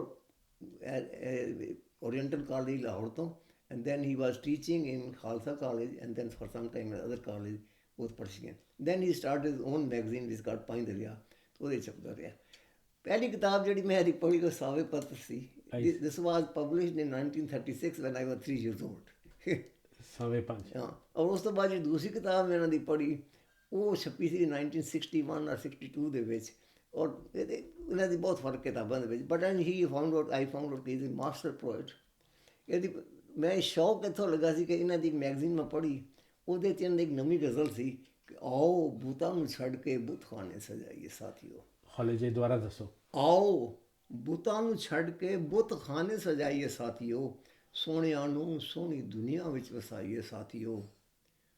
ਸੋਹਣਿਆਂ ਨੂੰ ਸੋਹਣੀ ਦੁਨੀਆ ਵਿੱਚ ਵਸਾਈਏ ਸਾਥੀ। ਇਹ ਮੇਰੇ ਖਿਆਲ ਸ਼ਾਇਦ ਕੋਈ ਵੀ ਸ਼ਾਇਰ ਲਿਖ ਲੈਂਦਾ। ਦੂਸਰੀ ਲਾਈਨ ਜਿਹੜੀ ਹੈ ਸ਼ਾਇਦ ਇਹ ਪ੍ਰੋਫੈਸਰ ਮੋਹਨ ਸਿੰਘ ਦੀ ਆਪਣੀ ਬਹੁਤ ਯੂਨੀਕ ਹੈ ਕਿ ਨਾਲ ਭੁੱਖਾਂ ਇਸ਼ਕ ਲਿੱਸਾ ਹੁਸਨ ਮਾਂਦਾ ਪੈ ਗਿਆ। ਦੁਬਾਰਾ ਦੱਸੋ ਆਰਾਮ ਨਾਲ ਭੁੱਖਾਂ ਇਸ਼ਕ ਲਿੱਸਾ ਹੁਸਨ ਮਾਂਦਾ ਪੈ ਗਿਆ, ਭੁੱਖ ਮਿਟਾਈਏ ਜਾਂ ਹੁਸਨ ਦੇ ਗੀਤ ਗਾਈਏ ਸਾਥੀਓ। ਇਹ ਮੋਹਨ ਸਿੰਘ ਦੀ ਇਹ ਜਿਹੜੀ ਗਜ਼ਲ ਪੜ੍ਹੀ ਮੈਂ, so this he wrote some time in late 50s, ਯਾਨੀ ਕਿ 25 ਸਾਲਾਂ ਦੇ ਵਿੱਚ, 26-24 ਸਾਲਾਂ ਦੇ ਵਿੱਚ Mohan Singh took a completely different turn. He became more and more related to what is happening today. ਉਹਦੀ ਬਹੁਤ ਵਾਰੀ ਫਿਰ ਇਹ ਕਿਤਾਬ ਜਦੋਂ ਇਹਦੀ ਬਾਅਦ ਮੈਂ ਮਿਲੀਆਂ ਤੇ then I thought he is worth translating it. ਸੋ ਇਹ ਇਨਫਲੂਐਂਸ ਸੀਗਾ ਜਿਸ ਕਰਕੇ ਮੇਰਾ ਯਾਨੀ ਕਿ ਇਹ ਜਿਹੜਾ ਸ਼ੌਕ ਸੀ ਇਹ ਮੇਰਾ ਇੱਕ ਲੂਬਰੀਕੇਟਿੰਗ ਸ਼ੌਕ ਸੀ। ਮੈਥਮੈਟਿਕਸ ਪੜ੍ਹਨ ਦੇ ਬਾਅਦ ਇਹ ਪੜ੍ਹਨਾ ਮੈਂ ਰਿਲੈਕਸ ਹੋ ਜਾਂਦਾ ਸੀਗਾ। ਤੇ let's come to Shiv Kumar Batalvi. ਤੁਸੀਂ ਕਿਵੇਂ ਡਿਸਕਵਰ ਕੀਤਾ Shiv Kumar? He was a young poet after all. Shiv Kumar Batalvi ਤੇ ਮੈਂ ਕਦੀ ਵਾਰ ਸੁਣਿਆ ਨਹੀਂ ਸੀਗਾ। ਜਦ ਮੈਂ ਆਪਣੇ ਇੱਥੇ ਮੈਥਮੈਟਿਕਸ ਦੀ ਐਮਏ ਕਰ ਰਿਹਾ ਸੀਗਾ, ਕਿੱਥੇ? ਇੱਥੇ ਅਮਰੀਕਾ ਵਿੱਚ? ਅਮਰੀਕਾ ਦੇ ਵਿੱਚ। ਅਸੀਂ ਕੋਲੰਬਸ ਹੋਇਆ ਰਹਿੰਦੇ ਸੀ, ਉੱਥੇ ਗੁਪਤਾ ਜੀ ਸਨ। ਹੀ ਵਾਜ਼ ਐਕਚੁਅਲੀ ਅ ਡੈਂਟਿਸਟ, ਉਹਦੀ ਵਾਈਫ ਸਾਈਕੋਲੋਜਿਸਟ ਸੀ। ਉਹ ਮਹੀਨੇ 'ਚ ਇੱਕ ਵਾਰੀ ਜਿੰਨੇ ਮੁੰਡੇ ਲੋਕਲ ਹੁੰਦੇ ਇੰਡੀਆ ਦੇ ਪਾਕਿਸਤਾਨ ਦੇ ਆਏ ਹੁੰਦੇ ਸਨ, ਆਪਣੇ ਘਰ ਬੁਲਾਉਂਦੇ ਸਨ, ਚਾਹ ਵਗੈਰਾ 'ਤੇ ਆਓ ਗੱਲਬਾਤ ਕਰਾਂਗੇ। ਉੱਥੇ ਕਿਸੇ ਨੇ ਮੈਨੂੰ ਇਹਦੀ ਇੱਕ ਗਜ਼ਲ ਸੁਣਾਈ। ਉਹ ਗਜ਼ਲ ਪੰਜਾਬੀ ਸੀਗੀ ਅਤੇ ਮੈਨੂੰ ਬੜੀ ਅੱਛੀ ਲੱਗੀ। ਮੈਂ ਕਿਹਾ ਕਿਹਨੇ ਲਿਖੀ? ਉਹ ਕਹਿੰਦਾ ਜੀ ਬੰਦਾ ਤਾਂ ਤੁਹਾਡਾ ਸੀ, ਸਾਡਾ ਸੀ, ਪਰ ਤੁਹਾਡੇ ਕੋਲ ਚਲਾ ਗਿਆ। ਮੈਂ ਕਿਹਾ ਉਹ ਕਿਸ ਤਰ੍ਹਾਂ? ਉਹਨੇ ਮੈਨੂੰ ਦੱਸਿਆ ਕਿ ਸ਼ਿਵ ਕੁਮਾਰ ਬਟਾਲਵੀ ਦਾ ਜਿਹੜਾ ਜਨਮ ਸੀ ਉਹ ਸਿਆਲਕੋਟ 'ਚ ਹੋਇਆ। ਸਿਆਲਕੋਟ ਦੀ ਇੱਕ ਤਹਿਸੀਲ 'ਚ ਹੋਇਆ ਸੀਗਾ। ਅੱਛਾ, ਉਹ ਤਹਿਸੀਲ ਇਸ ਵਕਤ ਪਾਕਿਸਤਾਨ ਵਿੱਚ ਹੈ। ਉਹ ਦੂਸਰੇ ਪਾਸੇ ਜਿਹੜੇ ਅੱਧਾ ਪਾਸਾ ਦੂਸਰੇ ਪਾਸੇ ਚਲਾ ਗਿਆ ਸੀ। ਕਹਿੰਦਾ ਹੀ ਇਜ਼ ਯੋਰ ਪੋਇਟ। ਮੈਨੂੰ ਨਹੀਂ ਸੀ ਪਤਾ ਸ਼ਿਵਕਾਰ ਕੌਣ ਹੈ। ਅਤੇ ਫਿਰ ਉਹਦੇ ਬਾਅਦ ਮਤਲਬ ਮੈਂ ਇਹਦੀਆਂ ਕਿਤਾਬਾਂ ਵਗੈਰਾ ਮੰਗਵਾਈਆਂ ਔਰ ਪਤਾ ਲੱਗਾ ਕਿ he is a very young poet. Actually ਜਿਹਦਾ ਜਨਮ ਹੀ 1936 ਦਾ, ਇਹ ਮੇਰੇ ਤੋਂ 3 ਸਾਲ ਛੋਟਾ ਸੀਗਾ। ਔਰ ਇਹਦੀ ਪਹਿਲੀ ਕਿਤਾਬ ਦੱਸੋ। ਇਹਦੀ ਪਹਿਲੀ ਕਿਤਾਬ 1960 ਛਪੀ, ਜਦ ਇਹ ਸਿਰਫ 24 ਸਾਲ ਦਾ ਸੀ। 24 ਸਾਲ ਵਿੱਚ ਪਹਿਲੀ ਕਿਤਾਬ ਛਪੀ, ਪੋਇਟਰੀ ਦੀ ਬੁੱਕ ਛਪੀ। ਫਿਰ ਬਾਅਦ ਇਹ ਹਿਸਟਰੀ ਪੜ੍ਹੀ ਕਿ ਬਈ ਪਰ ਸੇ ਹੀ ਡਿਡ ਨਥਿੰਗ ਬਟ ਪੋਇਟਰੀ। ਔਰ ਦੁੱਖ ਦੀ ਗੱਲ ਇਹ ਲੱਗਦੀ ਕੋਈ ਗੱਲਾਂ ਸ਼ੁਰੂ ਹੋ ਗਈਆਂ ਨੇ। ਦੁੱਖ ਦੀ ਗੱਲ ਇਹ ਹੈ ਕਿ he died at the age of 37। 37, very young man. At the age of 37 he died in 1973. ਮਗਰ ਪਹਿਲੀ ਕਿਤਾਬ ਛਪੀ 1960 'ਚ ਔਰ 1973 ਤੱਕ 13 ਸਾਲਾਂ 'ਚ ਇਹਦੀ 11 ਕਿਤਾਬਾਂ ਛਪੀਆਂ। Very prolific. very productive, very prolific. ਫਿਰ ਇਹਦੀ ਜਦ ਕਿਤਾਬ ਮੈਂ ਪੜ੍ਹੀ ਅਤੇ ਬੜਾ ਅਜੀਬ ਜਿਹਾ ਲੱਗਾ ਪੜ੍ਹ ਕੇ ਕਿ ਇਹ ਮਤਲਬ ਕਿ ਇਹਦੀ ਜਿਹੜੀ ਪੰਜਾਬੀ ਹੈ ਜਾਂ ਜੋ ਜਿਹਨਾਂ ਦੇ ਬਾਰੇ ਜਿਸ ਤਰ੍ਹਾਂ ਕਹਿ ਰਿਹਾ ਵੇ। ਦੇਖੋ ਹਰ ਪੋਇਟ ਟਾਪਿਕਸ ਇੱਕ ਪਾਸੇ ਨੇ, ਕਹਿਣੇ ਦਾ ਢੰਗ ਇੱਕ ਪਾਸੇ। ਇਹਦੇ ਕਹਿਣ ਦਾ ਢੰਗ ਬਹੁਤ ਹੀ ਯੂਨੀਕ ਸੀ ਔਰ ਦਿਲ ਨੂੰ ਛੂਹ ਗਿਆ। And then I thought some day I should sit down and translate him. ਅੱਛਾ, ਅਤੇ ਇਹ ਦੱਸੋ ਨਾਓ। ਮੈਂ ਤੁਹਾਨੂੰ ਇੱਕ ਛੋਟੀ ਜਿਹੀ ਐਗਜ਼ਾਮਪਲ ਦੇਣਾ। ਜਿਹੜੀ ਸਾਵੇ ਪੱਤਰ ਨਾਲ ਜਿਹੜੀ ਪੀੜਾਂ ਦਾ ਪਰਾਗਾ, ਉਹਦੀ ਪਹਿਲੀ ਨਜ਼ਮ ਹੀ ਹੈ ਪੀੜਾਂ ਦਾ ਪਰਾਗਾ। ਇਹ ਪੀੜਾਂ ਦਾ ਪਰਾਗਾ ਦਾ ਮਤਲਬ ਇਹ ਹੈ ਕਿ ਇਹ ਪੋਲੀਨੇਟਡ ਦਰਦ ਨੇ। ਦਰਦ ਜਿਹੜੇ ਨੇ ਨਾ ਉਹ ਪੋਲੀਨੇਟ ਹੋ ਗਏ ਨੇ ਤੇ ਉਹਨਾਂ ਨੂੰ ਇਹਦੀ ਇੱਕ ਕਵਿਤਾ ਵੀ ਹੈ ਪੀੜਾਂ ਦਾ ਪਰਾਗਾ। ਇੱਕ ਭੱਠੀ ਵਾਲੀ ਕੋਲ ਜਾਂਦੀ ਹੈ ਕਿ ਮੇਰੀ ਪੀੜਾਂ ਦਾ ਪਰਾਗਾ ਨੂੰ ਭੁੰਨ ਦੇ। ਜਿਵੇਂ ਪੰਜਾਬ ਦੇ ਪੁਰਾਣੇ ਜ਼ਮਾਨੇ 'ਚ ਅਸੀਂ ਥੋੜ੍ਹੇ ਦਾਣੇ ਲੈ ਜਾਂਦੇ ਸੀ ਤਾਂ ਜਿਹੜੀ ਭੱਠੀ ਵਾਲੀ ਹੁੰਦੀ ਸੀ ਉਹ ਭੁੰਨ ਦਿੰਦੀ ਹੁੰਦੀ ਸੀ। ਅਤੇ ਉਹ ਦਾਣੇ ਅੱਛੇ ਬਣਾਉਣ ਵਾਸਤੇ ਕਈ ਵਾਰੀ ਸਾਡੀ ਮਦਰ ਜਿਹੜੇ ਸਨ ਉਹ ਸਵੇਰੇ ਸਿਰ ਉਹਨਾਂ ਨੂੰ ਭਿਗੋ ਦਿੰਦੇ ਸਨ ਅਤੇ ਆਫਟਰਨੂਨ ਉਹਨੂੰ ਕੱਢ ਕੇ ਪੂੰਝ ਕੇ ਅਤੇ ਫਿਰ ਲੈ ਜਾਣਾ ਕਿ ਜਾਓ ਹੁਣ ਤੁਸੀਂ ਰੇਤ ਹੀ ਰੱਖ ਕੇ ਪਵਾ ਲਿਆ। ਉਹ ਪੀੜਾਂ ਦਾ ਪਰਾਗਾ ਦੀ ਪਹਿਲੀ ਗੱਲ ਦੀ ਨਜ਼ਮ ਹੀ ਜਿਹੜੀ ਹੈ ਉਹ ਹੈ ਕਿ ਮਤਲਬ ਮਿਰਚਾਂ ਦੇ ਪੱਤੇ। ਉਹਦੇ 'ਚ ਕਹਿੰਦਾ ਕਿ ਕਰਮਾਂ ਦੀ ਮਹਿੰਦੀ ਦਾ ਸਜਣਾ ਰੰਗ ਕਿਵੇਂ ਫਿਰ ਚੜ੍ਹਨਾ ਵੇ। ਕਰਮਾਂ ਦੀ ਮਹਿੰਦੀ ਦਾ ਸਜਣਾ ਰੰਗ ਕਿਵੇਂ ਫਿਰ ਚੜ੍ਹਨਾ ਵੇ, ਜਦ ਕਿਸਮਤ ਮਿਰਚਾਂ ਦੇ ਪੱਤੇ ਪੀਸ ਤਲੀ 'ਤੇ ਲਾਏ ਵੇ। ਬਹੁਤ ਸੋਚਣ ਦੇ ਬਾਅਦ ਕਿਸੇ ਸਮਝਾਇਆ ਕਿ ਮਿਰਚਾਂ ਦੇ ਜਿਹੜੀ ਹਰੀਆਂ ਮਿਰਚਾਂ ਦੇ ਛੋਟੇ ਪੱਤੇ ਹੁੰਦੇ ਨੇ ਉਹਨਾਂ ਦਾ ਰੰਗ ਔਰ ਉਹਨਾਂ ਦਾ ਸ਼ੇਪ ਉਹੀ ਹੁੰਦੀ ਹੈ ਜਿਹੜੀ ਕਿ ਮਹਿੰਦੀ ਦੇ ਪੱਤਿਆਂ ਦੀ ਹੁੰਦੀ ਹੈ। ਅੱਛਾ। ਕਹਿੰਦੇ ਅਸੀਂ ਮਹਿੰਦੀ ਲਗਵਾਉਣ ਚੱਲੇ ਸੀ ਪਰ ਸਾਨੂੰ ਕਿਸੇ ਨੇ ਮਿਰਚਾਂ ਦੇ ਪੱਤੇ ਪਾ ਕੇ ਤਾ। ਤਾਂ ਇਹਦੀ ਨਜ਼ਮਾਂ ਦੇ ਵਿੱਚ ਇੱਕ ਬਹੁਤ ਹੀ ਗਹਿਰਾ ਦਰਦ ਹੈਗਾ ਹੈ। ਡਾਇਰੈਕਟਲੀ ਪਾਣੀ ਨੇ ਕਿਹਾ ਕਿ ਨਹੀਂ ਕਿਹਾ ਪਰ it is very very clearly if you read carefully actually pain ਬਹੁਤ ਹੈ। ਔਰ ਇਹਦੇ ਬਾਅਦ ਤੇ ਸ਼ਾਇਦ ਉਹਨੂੰ ਕ੍ਰਿਟਿਸਾਈਜ਼ ਵੀ ਕੀਤਾ ਗਿਆ ਜੋ ਵੀ ਹੈ। But once I read it, I said he's one of the poets. I must think about it, and therefore I translated him. तो ਤੁਸੀਂ ਕੁਝ ਪੜ੍ਹ ਕੇ ਦੱਸੋ ਦੋ ਤਿੰਨ ਕੰਮ ਦੀ your favorite poems of Shiv Kumar. ਫਿਰ ਅਸੀਂ ਡਿਸਕਸ ਕਰਾਂਗੇ ਕਿ ਵੀ ਕਿਵੇਂ his style and all। ਔਰ ਇਹਦੇ ਵਰਡਸ ਦੇ ਬਾਰੇ ਦੇ ਵਿੱਚ ਜੋ ਉਹਦੀ ਪਹਿਲੀ ਵਾਰੀ ਜਿਹੜੀ ਕਿਤਾਬ ਛਪੀ ਅੰਮ੍ਰਿਤਾ ਪ੍ਰੀਤਮ ਨੇ ਉਹਦਾ ਫੋਰਵਰਡ ਲਿਖਿਆ ਸੀਗਾ। ਔਰ ਦਿਸ ਦਾ ਫਸਟ ਥਿੰਗ ਸੈਡ ਕਿ ਇਹਦੀ ਜਿਹੜੀਆਂ ਮੈਟਾਫਰਸ ਨੇ ਸਿਮਲੀਜ਼ ਨੇ ਡਿਸਕ੍ਰਿਪਟਿਵ ਸਿਮਲੀਜ਼ ਨੇ ਉਹ ਬਿਲਕੁਲ ਯੂਨੀਕ ਨੇ ਜਿਹੜੀ ਕਿਸੇ ਨੇ ਅਜੇ ਤੱਕ ਨਹੀਂ ਛੂਈਆਂ। And getting it from a poet at the when Amrita Pritam was 41 years old, he had shared been writing for 24 years, ਉਹਦੇ ਥਰੂ ਇਹ ਆਉਣਾ ਅਤੇ ਇੱਕ ਬਹੁਤ ਵੱਡੀ ਮੇਰੇ ਖਿਆਲ ਐਂਡੋਰਸਮੈਂਟ, ਇਹ ਬੜੀ ਵੱਡੀ ਐਂਡੋਰਸਮੈਂਟ ਹੈਗੀ।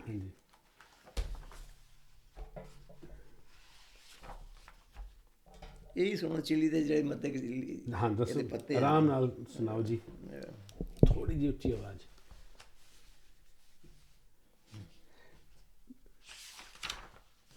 ਇਹ ਤੁਹਾਨੂੰ ਦੋ ਸ਼ੇਅਰ ਹਾਂਜੀ ਪਹਿਲੇ ਪੰਜਾਬੀ ਸੁਣਾਓ ਉਹਦੇ ਬਾਅਦ ਇੰਗਲਿਸ਼ ਤੇ ਫਿਰ ਗੱਲਾਂ ਕਰਾਂਗੇ। ਹਾਂ ਇਹ ਸ਼ੁਰੂ ਇਸ ਤਰ੍ਹਾਂ ਹੁੰਦੀ ਹੈ ਕਿ ਪੁੰਨਿਆਂ ਦੇ ਚੰਨ ਨੂੰ ਪੁੰਨਿਆਂ ਦੇ ਚੰਨ ਨੂੰ ਕੋਈ ਮਸਿਆ ਕੀਕਣ ਅਰਗ ਚੜਾਏ ਵੇ, ਕਿਉਂ ਕੋਈ ਡਾਚੀ ਸਾਗਰ ਖਾਤਰ ਮਾਰੂ ਥਲ ਛੜ ਜਾਏ ਵੇ, ਅਤੇ ਕਰਮਾਂ ਦੀ ਮਹਿੰਦੀ ਦਾ ਸਜਣਾ ਰੰਗ ਕਿਵੇਂ ਫਿਰ ਚੜ੍ਹਨਾ ਵੇ, ਜਦ ਕਿਸਮਤ ਮਿਰਚਾਂ ਦੇ ਪੱਤੇ ਪੀਸ ਤਲੀ 'ਤੇ ਲਾਏ ਵੇ। ਜਿਵੇਂ ਸੈਕਿੰਡ ਵਨ ਹੈ ਉਹਦਾ translation, my friend how would the henna of deeds give color to my palms, if destiny picks up chilly leaves and grinds them and puts them on my palms. My friend, how would the henna of deeds give color to my palms? My palm. If destiny picks chilly leaves, grinds and puts the paste on my palm. My palm. ਉਹ ਇਹਦੀ ਮਤੇ ਖਾਸ ਕਰ ਇਸੇ ਤਰ੍ਹਾਂ ਸ਼ਿਵ ਕੁਮਾਰ ਬਟਾਲਵੀ ਦੇ ਵਿੱਚ ਇੱਕ ਜਿਸ ਕਿਸਮ ਦੀ ਉਹ ਆਪਣੇ ਵਰਡਸ ਯੂਜ਼ ਕਰਦਾ ਹੋਵੇ ਉਹ ਬਹੁਤ ਹੀ ਯੂਨੀਕ ਨੇ, ਬਹੁਤ ਹੀ ਯੂਨੀਕ ਨੇ। ਥੋੜਾ ਐਗਜ਼ਾਮਪਲ ਦਿਓ ਇੱਕ ਦੋ ਹੋਰ।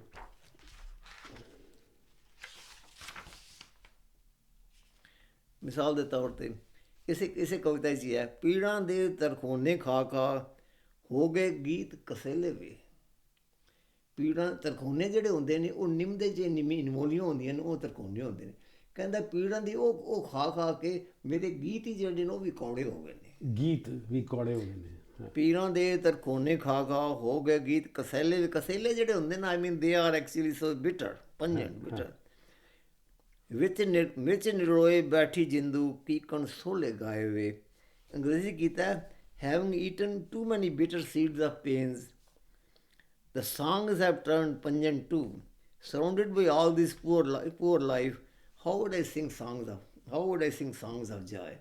ਕਿ ਜਿਸ ਕਿਸਮ ਦੇ ਮਤਲਬ ਕਿ ਹਾਲਾਤ ਦੇ ਵਿੱਚ ਆਦਮੀ ਰਹਿ ਰਿਹਾ ਹੋਵੇ ਜਾਂ ਜੋ ਉਹਦੇ ਆਪਣੇ ਤਜਰਬਾਤ ਹੁੰਦੇ ਨੇ ਉਹ ਤਾਂ ਤੁਸੀਂ ਉਹਦੀ ਪੋਇਟਰੀ ਦੇ ਕਿਸੇ ਨਾ ਕਿਸੇ ਜਗ੍ਹਾ 'ਤੇ ਰਿਫਲੈਕਸ਼ਨ ਆ ਜਾਂਦੀ ਹੈ। So that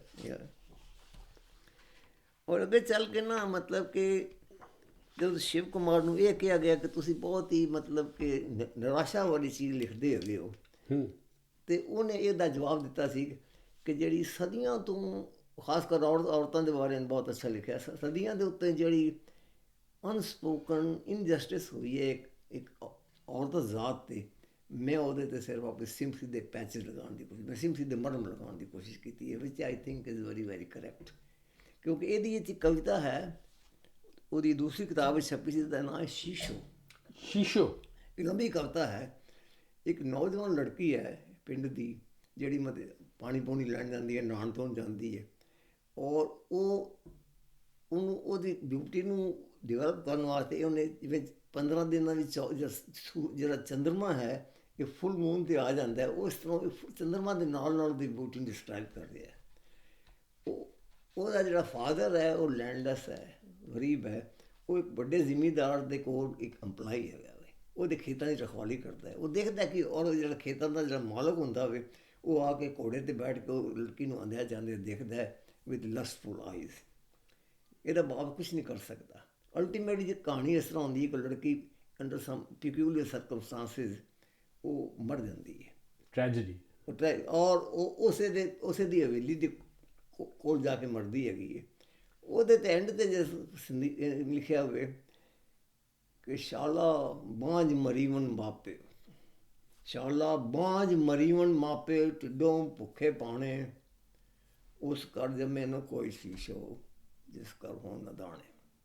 Very bitter, very bitter. ਸ਼ਾਲਾ ਬਾਂਝ ਮਤਲਬ ਲੈਟ ਦਾ ਪੇਰੈਂਟਸ ਡਾਈ ਸਟੇਰਾਈ, ਉਹਨਾਂ ਦਾ ਔਲਾਦ ਹੀ ਨਾ ਹੋਏ। ਸ਼ਾਲਾ ਬਾਂਝ ਮਰੀਵਨ ਪਾਪੇ, ਢਿੱਡੋਂ ਭੁੱਖੇ ਪਾਣੇ, ਉਸ ਕਰ ਜੰਮੇ ਨਾ ਕੋਈ ਸ਼ੀਸ਼ੋ, ਜਿਸ ਕਰ ਹੋਣ ਨਾ ਬਦਾਣੇ। ਇਹ ਸਾਰੀ ਕਹਾਣੀ ਦਾ ਜਿਹੜਾ ਅੰਤ ਹੈ, ਇੱਕ ਆਖਰ ਦੇ ਵਿੱਚ ਮੇਰੇ ਖਿਆਲ ਵਿੱਚ ਸ਼ਿਵ ਕੁਮਾਰ ਨੇ ਸਾਡੇ ਨੂੰ ਚਪੇੜ ਮਾਰ ਦਿੱਤੀ ਹੈ ਕਿ ਕਿਹਨਾਂ ਹਾਲਾਤ ਚਪੇੜ ਮਾਰਤੀ। he has not actually in another way, he has not been very violent in what he is saying, but what he has said, it gives that sort of impact. ਸ਼ਾਲਾ ਬਾਂਝ ਮਰੀਵਨ ਮਾਪੇ, ਢਿੱਡੋਂ ਭੁੱਖੇ ਪਾਣੇ, ਉਸ ਕਰ ਜੰਮੇ ਨਾ ਕੋਈ ਸ਼ੀਸ਼ੋ, ਜਿਸ ਕਰ ਹੋਣ ਨਾ ਦਾਣੇ। ਜਿਸ ਕਰ ਹੋਣ ਨਾ ਦਾਣੇ। ਜਿਹਨਾਂ ਕੋਲ ਖਾਣ ਨੂੰ ਪੈਸੇ, ਜਿਵੇਂ ਪੰਜਾਬੀ ਕਹਿੰਦੇ ਨੇ ਜਿਨ੍ਹਾਂ ਦੇ ਘਰ ਦਾਣੇ ਉਹਨਾਂ ਦੇ ਕਮਲੇ ਵੀ ਸਿਆਣੇ। ਦਾਣੇ ਦਾ ਮਤਲਬ ਜਿਹਨਾਂ ਦੇ ਘਰ ਪੈਸਾ ਹੈ ਉਹਨਾਂ ਦੇ ਉਹ ਸਾਰੇ ਸਕਾਲਰ ਬਣ ਕਹਿਲਾਉਂਦੇ ਨੇ ਆਪਣੇ ਆਪ ਨੂੰ। ਸੋ that's what he sees.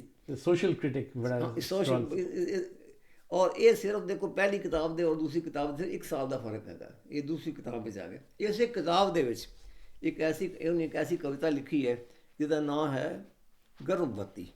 ਗਰਭਵਤੀ, ਦ ਪ੍ਰੈਗਨੈਂਟ ਵਨ। ਹਾਂਜੀ, ਗਰਭਵਤੀ। ਆਹੋ, ਲੰਬੀ ਕਵਿਤਾ ਹੈ। ਹਾਂ। ਔਰ ਇਹਦਾ ਰਿਵਿਊ ਕੀਤਾ ਸੀ ਸੰਤ ਸਿੰਘ ਸੇਖੋਂ ਨੇ। ਉਹ ਕਹਿੰਦਾ ਇਹਦੇ ਉੱਤੇ ਇੱਕ ਬੜਾ ਐਸੇ ਲਿਖਿਆ ਜਾ ਸਕਦਾ। ਮੈਂ ਉਹ ਐਸੇ ਲਿਖਣ ਦੇ ਲਾਇਕ ਤਾਂ ਨਹੀਂ ਹਾਂ, ਪਰ ਇਸ ਗਰਭਵਤੀ ਦੇ ਵਿੱਚ ਪਹਿਲੀ ਲਾਈਨ ਹੈ, ਜਿਹੜਾ ਪਹਿਲਾ ਪੈਰਾ ਹੈ, ਤਨ ਦੀ ਸੰਦਲੀ ਗੈਲੀ ਦੇ ਵਿੱਚ ਇਹ ਕਈ ਪਰਸਪਰ ਪਈ ਆਵੇ, ਜੀਕਣ ਹਿੰਗ ਕਥੂਰੀ ਦੇ ਵਿੱਚ ਛਿੱਟ ਮਾਰੇ ਡੁੱਲ ਜਾਵੇ ਤੇ ਛਿੱਟ ਮਾਰੀਆਂ ਡੁੱਲ ਜਾਵੇ ਤੇ ਮਰਨ ਸੁਗੰਧੀਆਂ। ਦੁਬਾਰਾ ਪੜ੍ਹ ਕੇ ਦੱਸੋ ਹੌਲੇ ਜਾਏ। ਤਨ ਦੀ ਸੰਦਲੀ ਗੈਲੀ ਵਿੱਚੋਂ ਇਹ ਕਈ ਖੁਸ਼ਬੂ ਪਈ ਆਵੇ, ਜੀਕਣ ਹਿੰਗ ਕਥੂਰੀ ਦੇ ਵਿੱਚ ਛਿੱਟ ਮਾਰੇ ਡੁੱਲ ਜਾਵੇ ਤੇ ਮਰਨ ਸੁਗੰਧੀਆਂ। ਇੰਗਲਿਸ਼ 'ਚ ਕਹਾਂਗੇ, from this fragrant pouch of the body what sort of smell seems to come, as if on musk a pinch of estufa, which estufa spills over and the fragrant gets lost. Musk ਜਿਹੜੀ ਹੈ ਉਹ ਜਿਹੜੀ ਉਹਦੀ ਨਾਭੀ ਦੇ ਵਿੱਚ ਹੁੰਦੀ ਹੈ, ਕਥੂਰੀ ਦੇ ਹਿਰਨ ਦੀ ਨਾਭੀ, ਉਹ ਉਸ ਮੁਸ਼ਕ ਦੇ ਵਿੱਚ ਕਹਿੰਦੇ ਜੇ ਤੁਸੀਂ ਉੱਤੇ ਹਿੰਗ ਪਾ ਦਿਓ ਤੇ ਖਤਮ ਹੋ ਜਾਏਗੀ। This is how it start. ਮਗਰ ਚਲਦਿਆਂ ਜਿਹੜੇ 2 ਪੈਰੇ ਮੈਨੂੰ ਬਹੁਤ ਹੀ ਅੱਛੇ ਲੱਗੇ ਸਨ। ਉਹ ਹੈ, ਠੀਕ ਕਿਸੇ ਦ੍ਰੋਪਦ ਦੀ ਜਾਈ, ਠੀਕ ਕਿਸੇ ਦ੍ਰੋਪਦ ਦੀ ਜਾਈ, ਕਿਸੇ ਦ੍ਰੋਪਦ ਦੀ ਬੇਟੀ 5 ਭਰਾਵਾਂ ਨਾਲ ਵਿਆਹੀ। ਠੀਕ ਕਿਸੇ ਦ੍ਰੋਪਦ ਦੀ ਜਾਈ, 5 ਪਿਆਰਾਂ ਨਾਲ ਵਿਆਹੀ। ਝੂਠ ਹੈ ਉਸ ਨੂੰ ਅਰਦਨ ਬਾਝੋਂ, ਹੋਰ ਵੀ ਸ਼ਕਲਾਂ ਲੱਗਦੀਆਂ ਹੁਸਨ ਚੰਗੀਆਂ। ਹੋਰ ਵੀ ਸ਼ਕਲਾਂ ਲੱਗਦੀਆਂ ਹੁਸਨ ਚੰਗੀਆਂ। ਕਿਉਂਕਿ ਇਹ ਦੇਖੋ ਨਾ, ਇਹ ਅਜੀਬ ਇੱਕ ਚੀਜ਼ ਹੈਗਾ। ਮੈਂ ਇਹਦੇ 'ਤੇ ਕ੍ਰਿਟਿਸਾਈਜ਼ ਨਹੀਂ ਕਰਾਂਗਾ। ਉਹਨਾਂ ਨੇ ਆ ਕੇ ਮਾਂ ਨੂੰ ਕਿਹਾ, ਮਾਂ ਅਸੀਂ ਕੀ ਲਿਆਏ ਹਾਂ? ਮਾਂ ਨੇ ਕਿਹਾ ਜਾਓ ਵੰਡ ਲਓ। ਇਹ ਨਹੀਂ ਪੁੱਛਿਆ ਕੀ ਲਿਆਏ ਹੋ। ਇੱਕ ਲੇਡੀ ਲਿਆਏ ਸਨ। ਤੇ ਜੋ ਵੀ ਹੈ, ਜਿਸ ਤਰ੍ਹਾਂ ਮਹਾਭਾਰਤ ਦੀ ਕਹਾਣੀ ਜਾਂਦੀ ਹੈ, ਉਹ 5 ਭਰਾਵਾਂ ਦੀ ਇਕੱਲੀ ਇਕੱਲੀ ਬੀਵੀ ਹੋ ਗਈ, ਵਿਦ ਵਟ ਐਵਰ ਅਰੇਂਜਮੈਂਟਸ ਦੇ ਹੈਡ। ਉਹ ਕਹਿੰਦਾ ਹੈ ਕਿ ਕਿਆ ਐਜ਼ ਏ ਵੂਮਨ, ਦ੍ਰੋਪਦੀ ਨੂੰ ਵੀ ਕਿਸੇ ਪੁੱਛਿਆ ਸੀ ਕਿ ਸਿਵਾਏ ਅਰਜਨ ਨੂੰ, ਜਿਹਨੇ ਕਿ ਐਕਚੁਅਲੀ ਧਨੁਸ਼ ਨਾਲ ਆਪਣਾ ਜਿੱਤਿਆ ਸੀ ਉਹ ਸਵੰਬਰ ਦੇ ਵਿੱਚ, ਸਿਵਾਏ ਉਸ ਤੋਂ ਹੋਰ ਵੀ ਕੋਈ ਉਹਨੂੰ ਅੱਛਾ ਚੰਗਾ ਲੱਗਿਆ ਹੋਏਗਾ? ਨਹੀਂ ਲੱਗਿਆ ਹੋਏਗਾ। ਮਗਰ ਉਹਨੂੰ ਸਹਿਣਾ ਪਿਆ ਬਿਕਾਜ਼ ਆਫ ਆਰ ਕਸਟਮਸ, ਜੋ ਅਸੀਂ ਉੱਥੇ ਇੰਪੋਜ਼ ਕਰ। ਇੱਕ ਵਕਤ ਸਾਰੇ ਜਿਹੜੇ ਕਸਟਮ ਲਿਆਣੇ ਬਣਾਉਣ ਵਾਲੇ ਮੇਲ ਹੁੰਦੇ ਨੇ, ਸਹਿਣ ਵਾਲੀਆਂ ਔਰਤਾਂ ਹੁੰਦੀਆਂ। This what he saying, English translation. English. Yes, a daughter of some Drupad was got married to 5 Pandavas. It is untrue, but for Arjun, other faces too would have looked good to her. Arjun ਤੇ ਉਹਦਾ ਅਸਲੀ husband ਹੈ ਹੀ ਸੀ, because he one ਹਰ। ਉਹਨੇ ਮਤਲਬ ਉਹਦੇ ਤੇ ਸਵੰਬਰ ਜਿਹਨੂੰ ਲਿਆ, ਬਾਕੀਆਂ ਦੇ ਉੱਤੇ ਤਾਂ ਥੋਂਪੀ ਗਈ, just because he was woman. ਔਰ ਇਹ ਅੱਗੇ ਜਾ ਕੇ ਕਹਿੰਦਾ ਇਨ ਜਨਰਲ, ਕਹਿੰਦਾ ਔਰਤ ਤਾਂ ਇੱਕ ਉਹ ਪੰਛੀ ਹੈ, ਔਰਤ ਤਾਂ ਇੱਕ ਉਹ ਪੰਛੀ ਹੈ ਜਿਸ ਨੂੰ ਸੋਨੇ ਦੇ ਪਿੰਜਰੇ ਵਿੱਚ, ਲਫ਼ਜ਼ ਸੁਣਨ ਵਾਲੇ ਨੇ, ਜਿਸ ਨੂੰ ਸੋਨੇ ਦੇ ਪਿੰਜਰੇ ਵਿੱਚ ਪੁੰਨ ਪਰ ਰੰਬੜੀ ਪਾ ਕੇ ਟੰਗ ਦਿੱਤਾ ਹੈ ਜਾਂਦਾ। ਉਹ ਲੇਕਨ ਦੀਆਂ ਇੱਕ ਛੋਟਾ ਜਿਹਾ ਇੱਕ ਠੂਠੇ ਦੇ ਵਿੱਚ ਉਹਦੇ ਤੁਸੀਂ ਜਵਾਰ ਪਾ ਦਿਓ, ਬਾਜਰਾ ਪਾ ਦਿਓ, ਉਹਦੇ ਖਾਣ ਵਾਸਤੇ ਰੱਖ ਦਿਓ, ਅਤੇ ਉਹਨੂੰ ਇੱਕ ਸੋਨੇ ਦੇ ਪਿੰਜਰੇ ਟੰਗ ਦਿੰਦੇ ਇੱਕ ਪਾਸੇ 'ਤੇ। In general what is says is a woman is that bird who in a cage of gold with a handful of millet is hung behind a wall. ਅਗਰ ਇਹਨੂੰ ਜਨਰਲਾਈਜ਼ ਕਰੀਏ ਕਿ ਅਸੀਂ ਉਹਨੂੰ ਖਾਣ ਪੀਣ ਦਾ ਸਮਾਨ ਸਿਰਫ ਦੇ ਰਹੇ ਹਾਂ, ਉਹ ਉਮਰ ਭਰ ਵਾਸਤੇ ਤੁਹਾਡੀ ਗੁਲਾਮ ਹੋ ਜਾਂਦੀ ਹੈ। ਉਹਦੇ ਅੱਗੇ ਜਾ ਕੇ ਇਹਨੇ ਬਹੁਤ ਅੱਛਾ ਲਿਖਿਆ ਕਿ ਕਹਿੰਦਾ ਕਿ ਉਹਦੇ ਔਰ ਇੱਕ ਰੰਡੀ ਦੇ ਵਿਚਕਾਰ ਕੀ ਫਰਕ ਰਹਿ ਜਾਂਦਾ ਹੈ, ਕਿ you are only subsiding her, that's all. ਬਹੁਤ bold, it's very very. And then you see, ਇਹ ਉਹ ਆਦਮੀ ਹੈ ਜਿਹੜੀ ਇਹਦੀ ਆਪਣੀ second woman at the age of 25 is writing that. ਮੈਂ ਉਹਦੀਆਂ ਬਾਅਦ ਦੀਆਂ ਕਿਤਾਬਾਂ ਨਹੀਂ ਪੜ੍ਹੀਆਂ ਸਾਰੀਆਂ, ਸਿਵਾਏ ਇੱਕ ਪੜ੍ਹੀ ਹੈ, ਲੂਣਾ ਪੜ੍ਹੀ ਹੈ, ਮਗਰ ਸੀ ਹਿਜ਼ ਗ੍ਰੈਜੂਅਲ। ਔਰ ਇੱਕ ਕਿਸ ਜ਼ਮਾਨੇ 'ਚ ਕਹਿ ਰਿਹਾ, 1960 ਦੇ ਵਿੱਚ ਕਹਿ ਰਿਹਾ, 61-60 ਦੇ ਵਿੱਚ, ਹੀ ਇਜ਼ ਓਨਲੀ 25 years old। ਇਹ ਸੋਚਣਾ ਔਰ ਇਸ ਤਰ੍ਹਾਂ ਲਿਖਣ ਦਾ ਅੰਦਾਜ਼ ਦੇਖਿਆ ਬਹੁਤ ਹੀ ਅੱਛਾ। ਦੈਟਸ ਓਨਲੀ ਅੰਦਰ ਪੋਇਟ ਕੈਨ ਟੈਲ। ਮਗਰ ਜਿਹੜੇ ਥੀਮਸ ਉਹਨੇ ਲਏ ਨੇ, they are very very very very unusual, and he has said it with his poetic skills. The poetic skills ਤੇ ਗੱਲ ਕਰੀਏ, so tell a little bit more when you translate. Yeah. ਕਿਵੇਂ ਤੁਸੀਂ ਕਰਦੇ ਹੋ, and how did you develop the craft of translating, especially Shiv Kumar? Translation ਜਿਹੜੀ ਹੈ, ਥੋੜ੍ਹਾ ਬਹੁਤ ਮੈਨੂੰ ਇਸ ਵੀ ਪਤਾ ਕਿ ਮੇਰੇ ਫਾਦਰ ਕੋਰਟ ਦੇ ਵਿੱਚ ਟ੍ਰਾਂਸਲੇਸ਼ਨ ਦਾ ਕੰਮ ਕਰਦੇ ਹੁੰਦੇ ਸਨ। He retired as one of the chief translators. So translation ਇਹ ਹੈ ਕਿ ਅਸੀਂ we are moving from one language to another. ਪਹਿਲੇ ਉਹਦਾ ਜਿਸ ਸਮਝੋ, ਫਿਰ ਉਹਨੂੰ ਪੈਰਾਫ੍ਰੇਜ਼ ਕਰਕੇ ਲਿਖ ਲਓ, this is what I used to do, and then try to put in the same type of meter they have done it. So for me, translating a document like the divorce document, that's easy. That's you are just ਜਿਸ ਤਰ੍ਹਾਂ ਲਿਖਿਆ ਉਸ ਤਰ੍ਹਾਂ ਕਰ ਦਿਓ। Translating poetry, at least you have to, one thing is clear, ਜੋ ਉਹਦਾ original ਖੁਸ਼ਬੂ ਹੈ ਜਾਂ ਜੋ ਉਹਦਾ ਓਰੀਜਨਲ ਇੰਪੈਕਟ ਹੈ, no translation can do it. Probably if someone could do was it was Tagore, because Tagore ਨੇ ਗੀਤਾਂਜਲੀ ਦਾ ਖੁਦ ਹੀ ਟ੍ਰਾਂਸਲੇਸ਼ਨ ਕੀਤਾ ਸੀਗਾ। ਟੈਗੋਰ ਬਿਲਕੁਲ ਸਹੀ, ਉਹਨੇ ਖੁਦ ਜਿਹੜੀ ਪੋਇਟਰੀ ਆਪਣੀ ਬੰਗਾਲੀ ਤੋਂ ਇੰਗਲਿਸ਼ ਕੀਤੀ ਹੋਈ ਹੈ, you can still enjoy it. ਕਿਉਂਕਿ ਬਹੁਤ ਲੋਕਾਂ ਨੂੰ ਨਹੀਂ ਪਤਾ ਕਿ ਗੀਤਾਂਜਲੀ ਦਾ ਟ੍ਰਾਂਸਲੇਸ਼ਨ ਸੇਂਟ ਸਟੀਫਨ ਕਾਲਜ ਦੀ ਹੋਸਟਲ ਵਿੱਚ ਹੋਇਆ ਸੀਗਾ। ਅੱਛਾ, C.F. ਐਂਡਰੂਜ਼ ਇੱਕ ਪ੍ਰੋਫੈਸਰ ਸੀ ਇੰਗਲਿਸ਼ ਦਾ, ਜਿਹਨੇ ਕਾਂਗਰਸ ਦੀ ਵੀ ਕਾਫੀ ਹੈਲਪ ਕੀਤੀ ਸੀਗੀ, ਔਰ ਮਹਾਤਮਾ ਗਾਂਧੀ ਦਾ ਦੋਸਤ ਸੀਗਾ। C.F. ਐਂਡਰੂਜ਼ ਨੇ ਉਹਨੂੰ as a poet in residency 6 ਮਹੀਨੇ ਵਾਸਤੇ ਬੁਲਾਇਆ ਸੀ। At that time Saint Stephen College ਦੀ ਬਿਲਡਿੰਗ ਕਸ਼ਮੀਰੀ ਗੜੀ 'ਚ ਹੁੰਦੀ ਸੀ, ਉੱਥੇ ਉਹ 6 ਮਹੀਨੇ ਰਹਿ ਕੇ ਇਹ ਟ੍ਰਾਂਸਲੇਸ਼ਨ ਉੱਥੇ ਹੋਇਆ ਸੀਗਾ। ਮੈਂ ਪਰਸੋਂ ਤੋਂ ਕਿਸੇ ਨਾਲ ਗੱਲ ਕਰ ਰਿਹਾ ਸੀਗਾ, ਆਪਣੇ ਦੋਤੇ ਨਾਲ ਹੀ। ਮੈਂ ਉਹਨੂੰ ਕਿਹਾ ਬਈ, ਕਹਿੰਦਾ ਜੀ ਮੈਂ ਫਰੈਂਡ ਨੂੰ ਮਿਲ ਰਿਹਾ। ਮੈਂ ਕਿਹਾ ਤੂੰ ਕਹਿ ਦੀ ਉਸ ਕੁੜੀ ਨੂੰ ਕਿ you are due to me as sleep to the tired limbs, you are due to me as sleep to the tired limbs. ਇਹ ਜਿਹੜੀ ਸੈਂਟੈਂਸ ਹੈ, ਇੱਕ ਟੈਗੋਰ ਦੇ ਆਦਮੀ ਕਰਦੇ। ਪਹਿਲੇ ਉਹਨੇ ਬੰਗਾਲੀ ਲਿਖਿਆ, ਪਰਟੀਕੂਲਰ ਟ੍ਰਾਂਸਲੇਟ ਕੀਤਾ, I mean, it carries its own flavor. It carries ਉਹ ਫਲੇਵਰ ਜਾਂ ਉਹ ਜਿਹੜੇ ਖੁਸ਼ਬੂ ਹੈ ਜਾਂ ਉਹ ਜਿਹੜਾ ਇੰਪੈਕਟ ਹੈ ਉਹ ਟ੍ਰਾਂਸਲੇਸ਼ਨ ਦੇ ਵਿੱਚ ਆਮ ਆਦਮੀ ਮੇਰੇ ਜਿਹੇ ਆਦਮੀ ਤੇ ਨਹੀਂ ਸੀ ਕਰ ਸਕਦਾ। So I did as best as I could. ਔਰ ਅਕਸਰ ਜਿਹੜੇ ਟ੍ਰਾਂਸਲੇਸ਼ਨ ਨੇ ਪਹਿਲੀ ਵਾਰੀ ਪੈਰਾਫਰੇਜ਼ ਕਰਕੇ ਛੱਡ ਦਿਓ, ਫਿਰ ਅਗਰ ਉਧਰ ਪਾਈ ਲਾਣਾ ਹੈ ਤੁਸੀਂ ਵੀ ਪਾਈ ਲਾਈਨਾਂ ਬਣਾਉਣੀਆਂ ਨੇ, and so other restriction come in. And do not use heavy words in translation. Heavy word means, because my father used to say, a poetry otherwise is ultimately to be spoken. It's a spoken medium है। अगर सुनने वाले को समझ नहीं आ रही तो उसका फायदा कुछ नहीं। हाँ, समझ नहीं आई तो उसका फायदा कुछ नहीं का। So what I did was, and again मैं अक्सर ਇਹਨਾਂ ਨੂੰ ਕਰਕੇ ਤੇ ਮੈਂ ਛੱਡ ਕੇ ਰੱਖ ਦਿੰਦਾ ਹੁੰਦਾ ਸੀਗਾ। Then after a week or see read again and see what is not sounding good to my ears and change it. Again, this is not my mother tongue. मैं mathematics पढ़ा BA ਤੋਂ ਬਾਅਦ English it was, I should say, ਇਹ ਸ਼ੌਕ ਸੀ ਜਿਹੜਾ ਇਹਦੇ develop ਹੋ ਗਿਆ, ਇਹਦੇ 'ਚ ਆ ਗਿਆ। ਔਰ ਮੇਰੇ ਖਿਆਲ ਜਿਹੜੇ 2 ਸਾਲ ਇਸ 'ਤੇ ਲਗਾਉਣ ਦੇ ਵਿੱਚ ਉਹ ਮਜ਼ਾ ਹੀ ਅਲੱਗ ਹੈ। ਹਾਂ, ਤੇ ਕੁਝ ਹੋਰ ਤੁਸੀਂ ਦੱਸਣਾ ਚਾਹੁੰਦੇ ਹੋ ਸ਼ਿਵ ਕੁਮਾਰ ਦੇ ਬਾਰੇ 'ਚ ਜਾਂ ਤੁਸੀਂ ਨੋਟ ਜਿਹੜੇ ਲਿੱਤੇ ਹੋਏ ਨੇ? ਇੱਕ ਚੀਜ਼ ਹੋਰ ਸ਼ਿਵ ਕੁਮਾਰ ਦੇ ਬਾਰੇ, ਇੱਕ ਹੋਰ ਚੀਜ਼ ਜਿਹੜੀ ਮੈਂ ਦੱਸਣਾ ਚਾਹੁੰਦਾ ਉਹ ਹੈ ਕਿ ਸ਼ਿਵ ਵਾਜ਼ ਐਕਚੁਅਲੀ ਏ ਪੋਇਟ ਪਰ ਸੇ, ਜਸਟ ਏ ਪੋਇਟ। ਉਹ ਮਤਲਬ ਕਿ ਇੱਕ ਫ੍ਰੀਲਾਂਸ ਪੋਇਟ ਸੀਗਾ। ਮਿਸਾਲ ਦੇ ਤੌਰ 'ਤੇ ਜਦੋਂ ਦੇਖਦੇ ਹਾਂ ਉਹਦੇ ਸਾਹਮਣੇ ਕੋਈ ਸਕ੍ਰਿਪਟ ਨਹੀਂ ਸੀ ਇਹਦੇ ਰਾਤ ਹੀ ਲਿਖਣਾ ਹੈ। ਜਿਸ ਤਰ੍ਹਾਂ ਫਿਲਮਾਂ ਹੀ ਲੋਕ ਜਾਂਦੇ ਨੇ, ਅੱਛੇ ਛੱਡ ਜਾਂਦੇ ਨੇ ਸਾਹਮਣੇ, ਰਾਈਟ।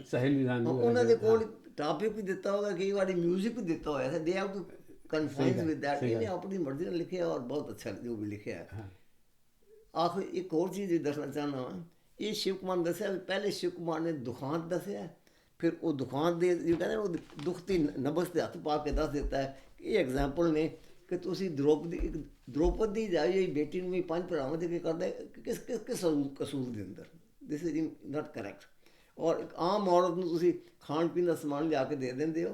ਔਰ ਵਟ ਐਲਸ, ਇਹ ਜਦ ਮੈਂ ਕਰ ਰਿਹਾ ਸੀ ਟ੍ਰਾਂਸਲੇਟ, ਮੈਨੂੰ ਰਾਜਿੰਦਰ ਸਿੰਘ ਬੇਦੀ ਦੀ ਬੜੀ ਸੀ ਕਹਾਣੀ ਯਾਦ ਆਈ। ਕਿਹੜੀ? ਘਰ ਵਿੱਚ ਬਾਜ਼ਾਰ ਵਿੱਚ।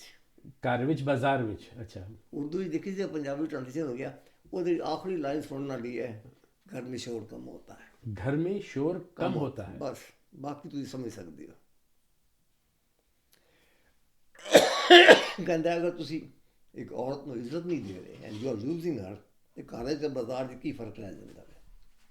घर में शोर कम होता है, आखिरी ना घर में शोर कम होता है। That the impact of the छोटी जी कहानी 3-5-6 पेज की, and that was his style. घर में शोर कम होता है, यही चीज़ इतने कह रहा। तुम मतलब कि सोने का पिंजरा में अच्छी उन्होंने बिल्डिंग बिठा दी, उन्हें खाने पीने का पैसा देता, जोर पहना देते, but what about her rights as a woman, rights as a individual, वो तो भुल ही गए सारा कुछ। ये दोनों जी अगे जाके देखो जी, शिव कुमार अजे 28 साल का वे, ये 1963 की गल है, 1965 की गल है। 28-29 साल का उन्हें प्ले लिखा, प्ले का नाम लूना। लूना जोड़ा है एक 7 या 8 मतलब कि सीन दे विच उन्हें सारी पूरन भगत और दी मां दी कहानी दसी गई है। अच्छा, पूरन भगत है और दी मां। पूरन भगत दा जिहड़ा किस्सा है कि ओदी जिहड़ी मां हुंदी है ओनू अजे तक असीं बुरा कहने आ। इहने मैं ओनू ये नहीं कहा बुरी है चंगी है, पर एक स्टेज आंदी है कि वो कहंदी एक पूरन भगत पूरन नू कहंदी है कि मैं उत्ते आशिक होना शुरू हो जाती है। वो कहंदा नहीं मैं तू मेरी मां है, किस तरह हो सकता है? जो उत्थे शिव कुमार ने लिखा कोई नहीं अज तक कह सकिया।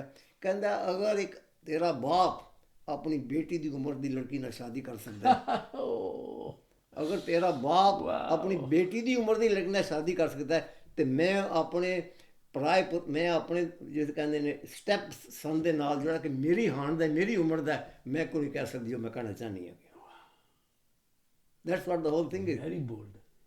और Shiv Kumar is only actually 29 years of age at that time। 29, just 29 दी ਉਹਦੀ ਚੌਥੀ ਕਿਤਾਬ ਜਾਂ ਪੰਜਵੀਂ ਕਿਤਾਬ।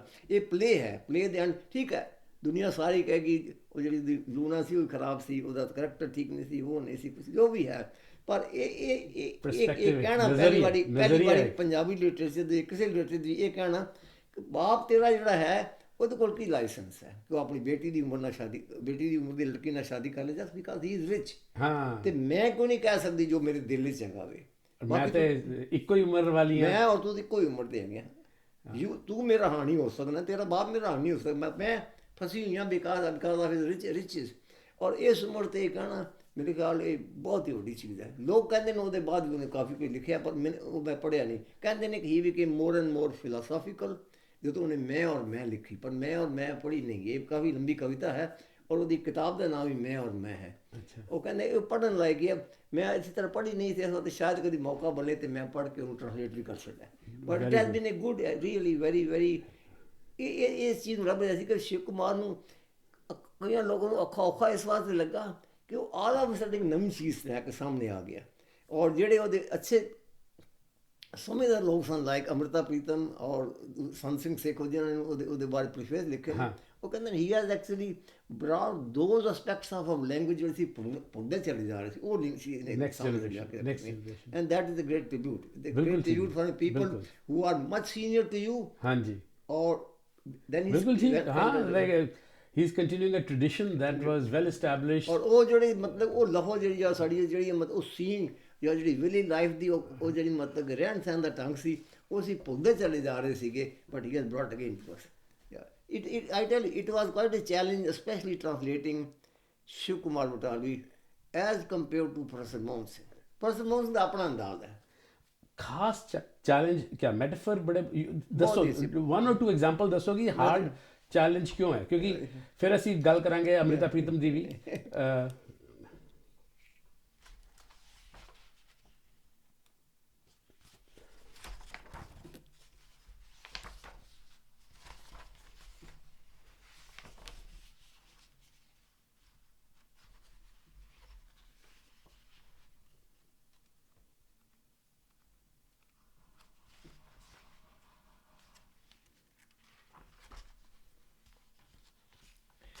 ਜਿਵੇਂ ਉਹਦੇ ਜਿਹੜੇ ਮਤਲਬ ਇਹ ਪਹਿਲੀ ਕਿਤਾਬ ਦੇ ਅੰਮ੍ਰਿਤਾ ਪ੍ਰੀਤਮ ਕਹਿ ਰਹੀ ਹੈ ਬਟਾਲਵੀ ਕਿ ਅੰਮ੍ਰਿਤਾ ਬਟਾਲਵੀ ਦੇ ਬਾਰੇ। ਅੱਛਾ। ਕਹਿੰਦੇ ਸ਼ਿਵ ਦੀ ਕਲਮ ਦੇ ਵਿੱਚ ਰੁੱਖ ਬੂਟੇ ਪੰਜਾਬ ਦੇ ਹਨ, ਰਸਮਾਂ ਰਿਵਾਇਤ ਪੰਜਾਬ ਦੀਆਂ ਹਨ, ਸਭਿਅਤਾ ਸੰਸਕਾਰ ਪੰਜਾਬ ਦੇ ਹਨ, ਪਰ ਸਾਰੀ ਦੁਨੀਆ ਦਾ ਦਰਦ ਭਰਿਆ ਹੋਇਆ ਆ ਗਿਆ। ਅਤੇ ਦਰਦ ਦੇ ਪਿੰਡ ਵਿੱਚ ਸ਼ਿਵ ਨੇ ਕਿਸੇ ਨੂੰ ਉਸ ਤੁਲਨਾ ਬਿਆਨ ਵਿੱਚ ਪੁਸਤਕ ਨਹੀਂ ਦਿੱਤੀ ਜਿਸ ਜਿਹੜੀ ਕਿਸੇ ਨੇ ਯੂਜ਼ ਕੀਤੀ। ਉਹ ਯਾਨੀ ਕਿ he has use those metaphors ਵੀ ਨੋਬਡੀ ਐਲਸ ਚੇਂਜਡ ਇਟ।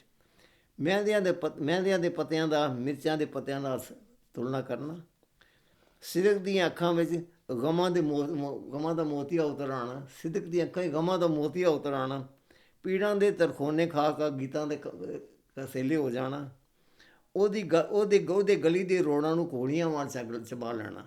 ਇਹ ਸਮਝਾਓ। ਉਹਦੀ ਗਲੀ ਦੇ ਰੋੜਾਂ ਨੂੰ ਘੋੜੀਆਂ ਵਾਂਗ ਚੱਬ ਲੈਣਾ। ਯਾਨੀ ਕਿ ਮੈਂ ਘੋੜੀਆਂ ਕੀ ਹੁੰਦਾ ਹੈ ਜੀ? ਘੋੜੀਆਂ ਹੁੰਦੀਆਂ ਨੇ ਜਿਹੜੇ ਅਸੀਂ ਚਨੇ ਉਬਾਲਣੇ ਹੈਗੇ ਆ, ਕਾਲੇ ਚਨੇ ਉਬਾਲਣੇ ਤੇ ਉਬਲੇ ਹੋਏ ਨੂੰ ਕਹਿੰਦੇ ਨੇ ਘੋੜੀਆਂ। ਤੇ ਮਤਲਬ ਕਹਿੰਦੇ ਉਹਦੇ ਗਲੀ 'ਚ ਅਸੀਂ ਇੰਨੇ ਚੱਕਰ ਮਾਰ ਚੁੱਕੇ ਸੀ ਘੁਣੇ ਚਬਾ ਲਿਆ। ਦਿਲ ਦੀਆਂ ਚੁਗਾਠਾਂ ਨੂੰ ਹੱਠ ਦੀ ਸਿਉਂਕ ਲੱਗ ਜਾਣੀ, ਕਿ ਦਿਲ ਦੀ ਜਿਹੜੀ ਕਿਨਾਰਿਆਂ ਦੇ ਵਿੱਚ ਉਹਨਾਂ ਦੇ ਵਿੱਚ ਬੰਦੇ ਕਿਸਮ ਦੀ ਹੱਠ ਕਹਿੰਦੇ ਪੇਸ਼ੈਂਸ, ਸਿਉਂਕ ਲੱਗ ਜਾਣੀ, ਉਹਨਾਂ ਨੂੰ ਵਾਬ ਨੇ ਖਾ ਜਾਣਾ। ਸੌਗ ਦੇ ਕਲਰ ਨੂੰ ਜਿੰਨ ਨੂੰ ਖਾ ਜਾਣਾ। ਸੌਗ ਦੇ ਕਲਰ ਨੂੰ ਮਤਲਬ ਕਲਰ ਜਿਹੜਾ ਹੁੰਦਾ ਪਾਣੀ ਜਿੱਥੇ ਖੜਾ ਹੋ ਜਾਏ ਤਾਂ ਉੱਥੇ ਕਿਸਮ ਤੋਂ ਜਗ੍ਹਾ ਜਿਹੜੀ ਹੈ ਸਾਰੇ ਪਾਣੀ ਉਹ ਮਤਲਬ ਕਿ ਜੇ ਖੂਹ ਹੁੰਦੇ ਨੇ ਖਰਾਬ ਹੋ ਜਾਂਦੇ ਨੇ। ਕਿਸੇ ਨੇ ਕਾਲਖਾਂ ਨੂੰ ਕਿਸੇ ਦੇ ਕਲਖਾਂ ਨੂੰ ਖੂਹ ਗੇੜਨੇ ਔਰ ਹੌਕਿਆਂ ਦੇ ਬੀਜ ਬੋਣੇ, ਸੌਗ ਦੀਆਂ ਪਨੀਰੀਆਂ ਲਾਉਣੀਆਂ। ਸੌਗ ਕੇ ਮਤਲਬ ਸਾਨੂੰ ਮਤਲਬ ਕਿ ਅਸੀਂ ਉਹਦੇ ਕੀ ਕਹਿੰਦੇ ਹਾਂ, ਸੌਕ ਦੀ ਪਨੀਰੀਆਂ, ਪਨੀਰ ਕਹਿੰਦੇ ਸੀ ਅਸੀਂ ਉਹਦੇ ਪੌਦੇ ਛੋਟੀਆਂ ਪੌਦੇ ਲਗਾ ਰਹੇ ਹਾਂ ਸੌਗ ਦੇ। ਅਤੇ ਇਹੋ ਜਿਹੇ ਮੈਟਾਫਰ ਸਾਰੇ ਇਹ ਜੇ ਤੁਲਨਾਵਾਂ ਨੇ ਬਹੁਤ ਹੀ ਰੇਅਰ ਨੇ ਜਿਹੜੀ ਇਹਨੇ ਯੂਜ਼ ਕੀਤੀਆਂ ਨੇ। ਔਰ ਇਸੇ ਤਰ੍ਹਾਂ ਇਹਦੇ ਬਾਰੇ 'ਚ ਉਹਨੇ ਵੀ ਲਿਖਿਆ ਹੋਵੇ ਮਿਸਟਰ ਕੀ ਨਾਂ ਹੈ, This tribute is by Amrita Pritam। Amrita Pritam ਇਹ ਅੰਮ੍ਰਿਤਾ ਪ੍ਰੀਤਮ ਦੇ ਬਾਰੇ ਲਿਖਿਆ ਹੈਗਾ। ਅਤੇ ਕਹਿੰਦਾ ਉਡੀਕਾਂ ਦੀ ਅੱਗ ਪੀ ਕੇ ਦਿਲ ਦਾ ਪਿੱਤਾ ਸਾੜ ਲੈਣਾ, ਔਰ ਦਿਲ ਦੀ ਫੂੜੀ ਪਾਣੀ ਅਤੇ ਯਾਦਾਂ ਦਾ ਉੱਥੇ ਮੁਕਾਣ ਆਉਣਾ। ਦਿਲ ਦੀ ਫੂੜੀ ਅਤੇ ਯਾਦਾਂ ਮੁਕਾਣ ਆ ਰਹੀ ਨੇ ਐਕਚੁਅਲੀ। ਮਤਲਬ ਕੀ ਹੋਇਆ ਇਹਦਾ ਦਿਲ ਦੀ? ਕਿ ਜਦੋਂ ਮਤਲਬ ਕਿ ਰਿਵਾਜ਼ ਹੈ ਪੰਜਾਬ ਦੇ ਕਿ ਜਦੋਂ ਕਿਸੇ ਦੀ ਡੈਥ ਹੋ ਜਾਂਦੀ ਸੀ ਤਾਂ ਉਹ ਫੂੜੀ ਪਾਉਂਦੇ, ਲੋਕ ਆ ਕੇ ਉੱਤੇ ਬਹਿੰਦੇ ਸਨ, ਮੁਕਾਣ ਦੇਣ ਆਉਂਦੇ ਸਨ, ਕੰਡੋਲੈਂਸ ਪੇ ਕਰਨ ਆਉਂਦੇ ਸਨ। ਕਹਿੰਦਾ ਦਿਲ ਦੀ ਫੂੜੀ ਉੱਤੇ ਜਿਹੜੀਆਂ ਪੁਰਾਣੀਆਂ ਯਾਦਾਂ ਨੇ ਉਹ ਕੰਡੋਲੈਂਸ ਪੇ ਕਰਨ ਆ ਰਿਹਾ। Lovely, lovely। ਤੇ ਐਨੀਥਿੰਗ ਐਲਸ ਕੀ ਅੱਗੇ ਚਲੀਏ? ਇਸੇ ਤਰ੍ਹਾਂ ਮਤਲਬ ਇਹਦੀ ਲੈਂਗੁਏਜ ਦੇ ਬਾਰੇ ਵਿੱਚ ਉਹਨੇ ਵੀ ਲਿਖਿਆ ਜਿਹਨੇ ਇਹਦਾ ਦੂਸਰੀ ਕਿਤਾਬ ਦਾ ਪ੍ਰੀਫੇਸ ਲਿਖਿਆ ਸੰਤ ਸਿੰਘ ਸਿੱਖ ਉਹਨੇ ਹੀ ਵਾਜ਼ ਬਿਗ ਕ੍ਰਿਟਿਕ। ਅਤੇ ਉਹਦੇ 'ਚ ਜੋ ਇੱਕ ਇਹ ਚੀਜ਼ ਕਹਿੰਦਾ ਕਿ ਦੇਖੋ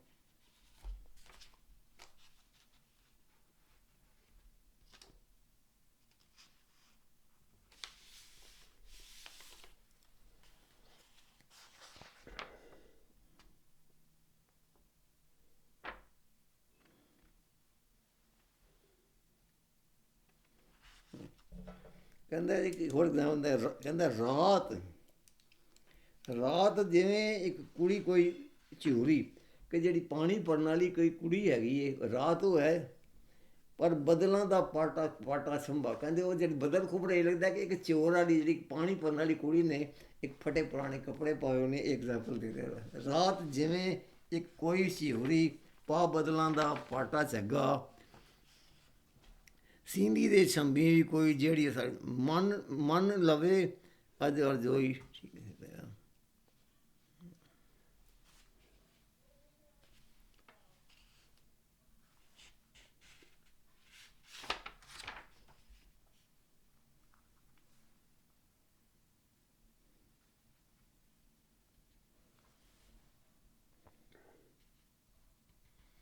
ਇਹ ਉੱਥੇ ਉਹੀ ਕਹਿੰਦਾ ਸਾਂਝਾ ਬਾਂਝ ਮਰੀ ਹੁਣ ਛਾਲਾ ਬਾਂਝ ਮਰੀ ਹੁਣ ਮਾਪੇ ਢਿੱਡੋ ਭੁੱਖੇ ਪਾਣੇ, ਉਸ ਕਰ ਜੰਮੇ ਨਾ ਕੋਈ ਸ਼ੀਸ਼ੋ ਜਿਸ ਕਰ ਹੁਣ ਨਾ ਦਾਣੇ।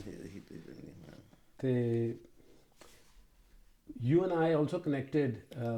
Our personal connection started, of course, besides our families knowing each other, when I was trying to translate Amrita Pritam's work. And you were very helpful in helping me navigate some of the really difficult Punjabi metaphors, etc.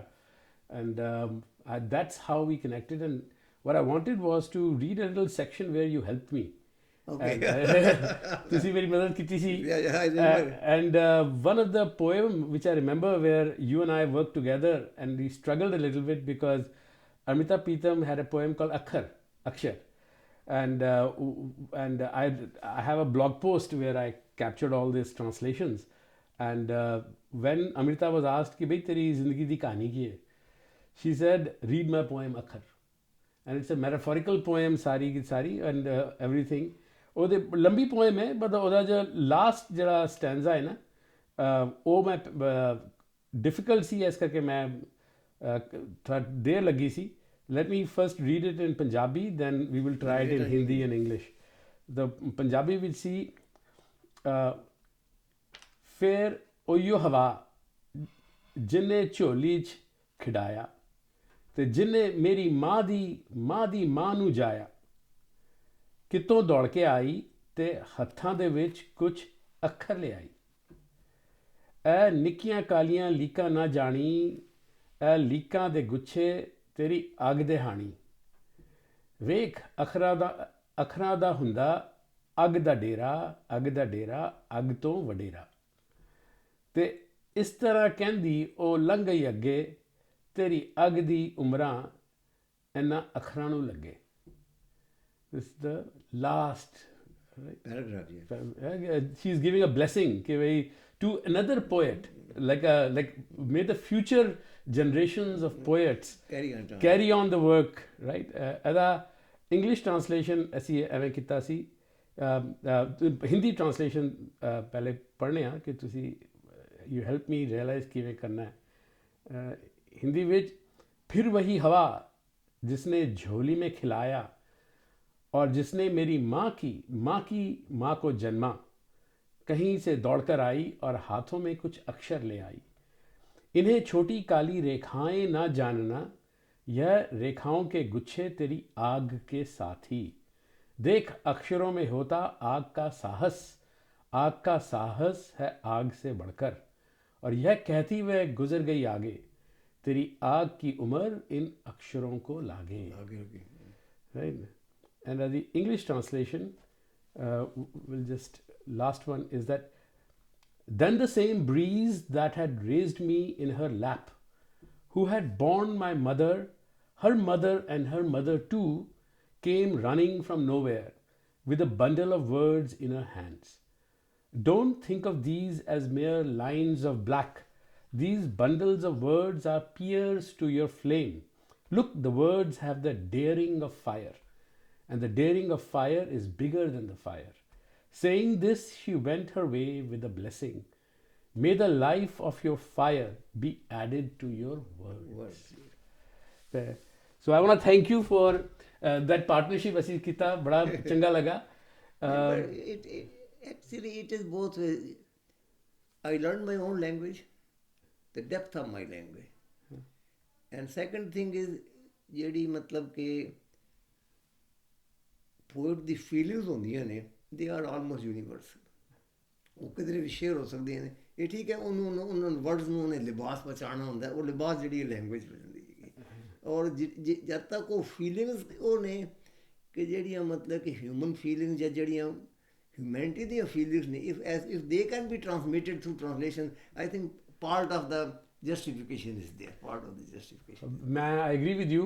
Having translated like more than 50 poems of Amrita Pritam, I realized कि ਤੁਸੀਂ ਕਹਿ ਰਹੇ ਹੋ ਕਿ ਬਈ ਸਵਾਦ ਤੇ ਨਹੀਂ ਆਏਗਾ ਕਦੀ, ਖੁਸ਼ਬੂ ਆ ਜਾਏ ਥੋੜੀ ਜਿਹੀ ਤਾਂ ਹੋ ਸਕਦਾ ਹੈ ਅਗਲੀ ਜਨਰੇਸ਼ਨ ਕੋ ਟਰਾਈ ਕਰੇਗਾ ਜੀ ओरिजिनल पढ़ के वेखिए तो ठीक. This is how I started with Punjabi also. I went the other way. किसी ने मैनू वर्बली अमृता प्रीतम दी पोएम्स सुनवाई, अच्छा हुन स्वाद पता लगे तो हुन जाके थोड़ा सिखो पता लगे. जिन्नी डेप्थ में जाओगे उन्नी ओदी असलियत पता लगेगी, उन्ना ओदा मजा पता लगेगा. But it's still it's very very मेरे ख्याल काफ़ी सेटिस्फाइंग से ये मतलब I understood my mother tongue and I try to understand and try to convey a part of it to the next generation. So add so where can one find this book if somebody wants it? ਇਹ ਜਿਹੜੀ books ਨੇ actually ਇਹ publish ਲੁਧਿਆਣੇ ਤੋਂ ਹੋਈਆਂ ਨੇ. ਹਾਂ, ਔਰ ਲੁਧਿਆਣੇ ਤੇ ਉਹਦਾ ਐਡਰੈਸ ਵਗੈਰਾ ਦੇ ਦਿੱਤਾ ਹੈ. somebody can write to him, somebody online available ਨੇ ਕਿ ਨਹੀਂ ਨੇ? online ਅਜੇ ਤੱਕ ਤੇ ਉਹ ਨਹੀਂ ਕਰ ਸਕਿਆ, but he says there is a procedure for it to do it. तो ना दसो कि कोई सुन के कहे कि अच्छा जी ये मैं लभागा कि यूनिवर्सल हेरिटेज पब्लिकेशन है लुधियाने दी यूनिवर्सल हेरिटेज पब्लिकेशन. ਉਹਨਾਂ ਦਾ ਕੋਈ ਈਮੇਲ ਐਡਰੈਸ ਹੈ ਜਾਂ ਕਿਵੇਂ ਜਾਂ ਕੋਈ ਨਾ ਉਹਦਾ ਜੇ ਮਾਲਕ ਹੈਗਾ ਜੋ ਕਰ ਰਿਹਾ ਉਹਦਾ ਨਾਮ ਸੁਖਕੀਰਤ ਸਿੰਘ ਹੈ. if somebody want they can ask me, I can give. ਮੈਂ ਕੱਲ ਹੀ ਉਹਦੀ ਵਾਈਫ ਕੋਲ ਪੁੱਛਿਆ ਹੋਵੇ, ਕਹਿੰਦਾ ਤੁਸੀਂ ਬੇਸ਼ੱਕ ਸਾਡਾ ਸੈੱਲ ਫੋਨ ਨੰਬਰ ਦੇ ਦਿਓ. ਠੀਕ ਹੈ ਜੀ. then the people can contact him.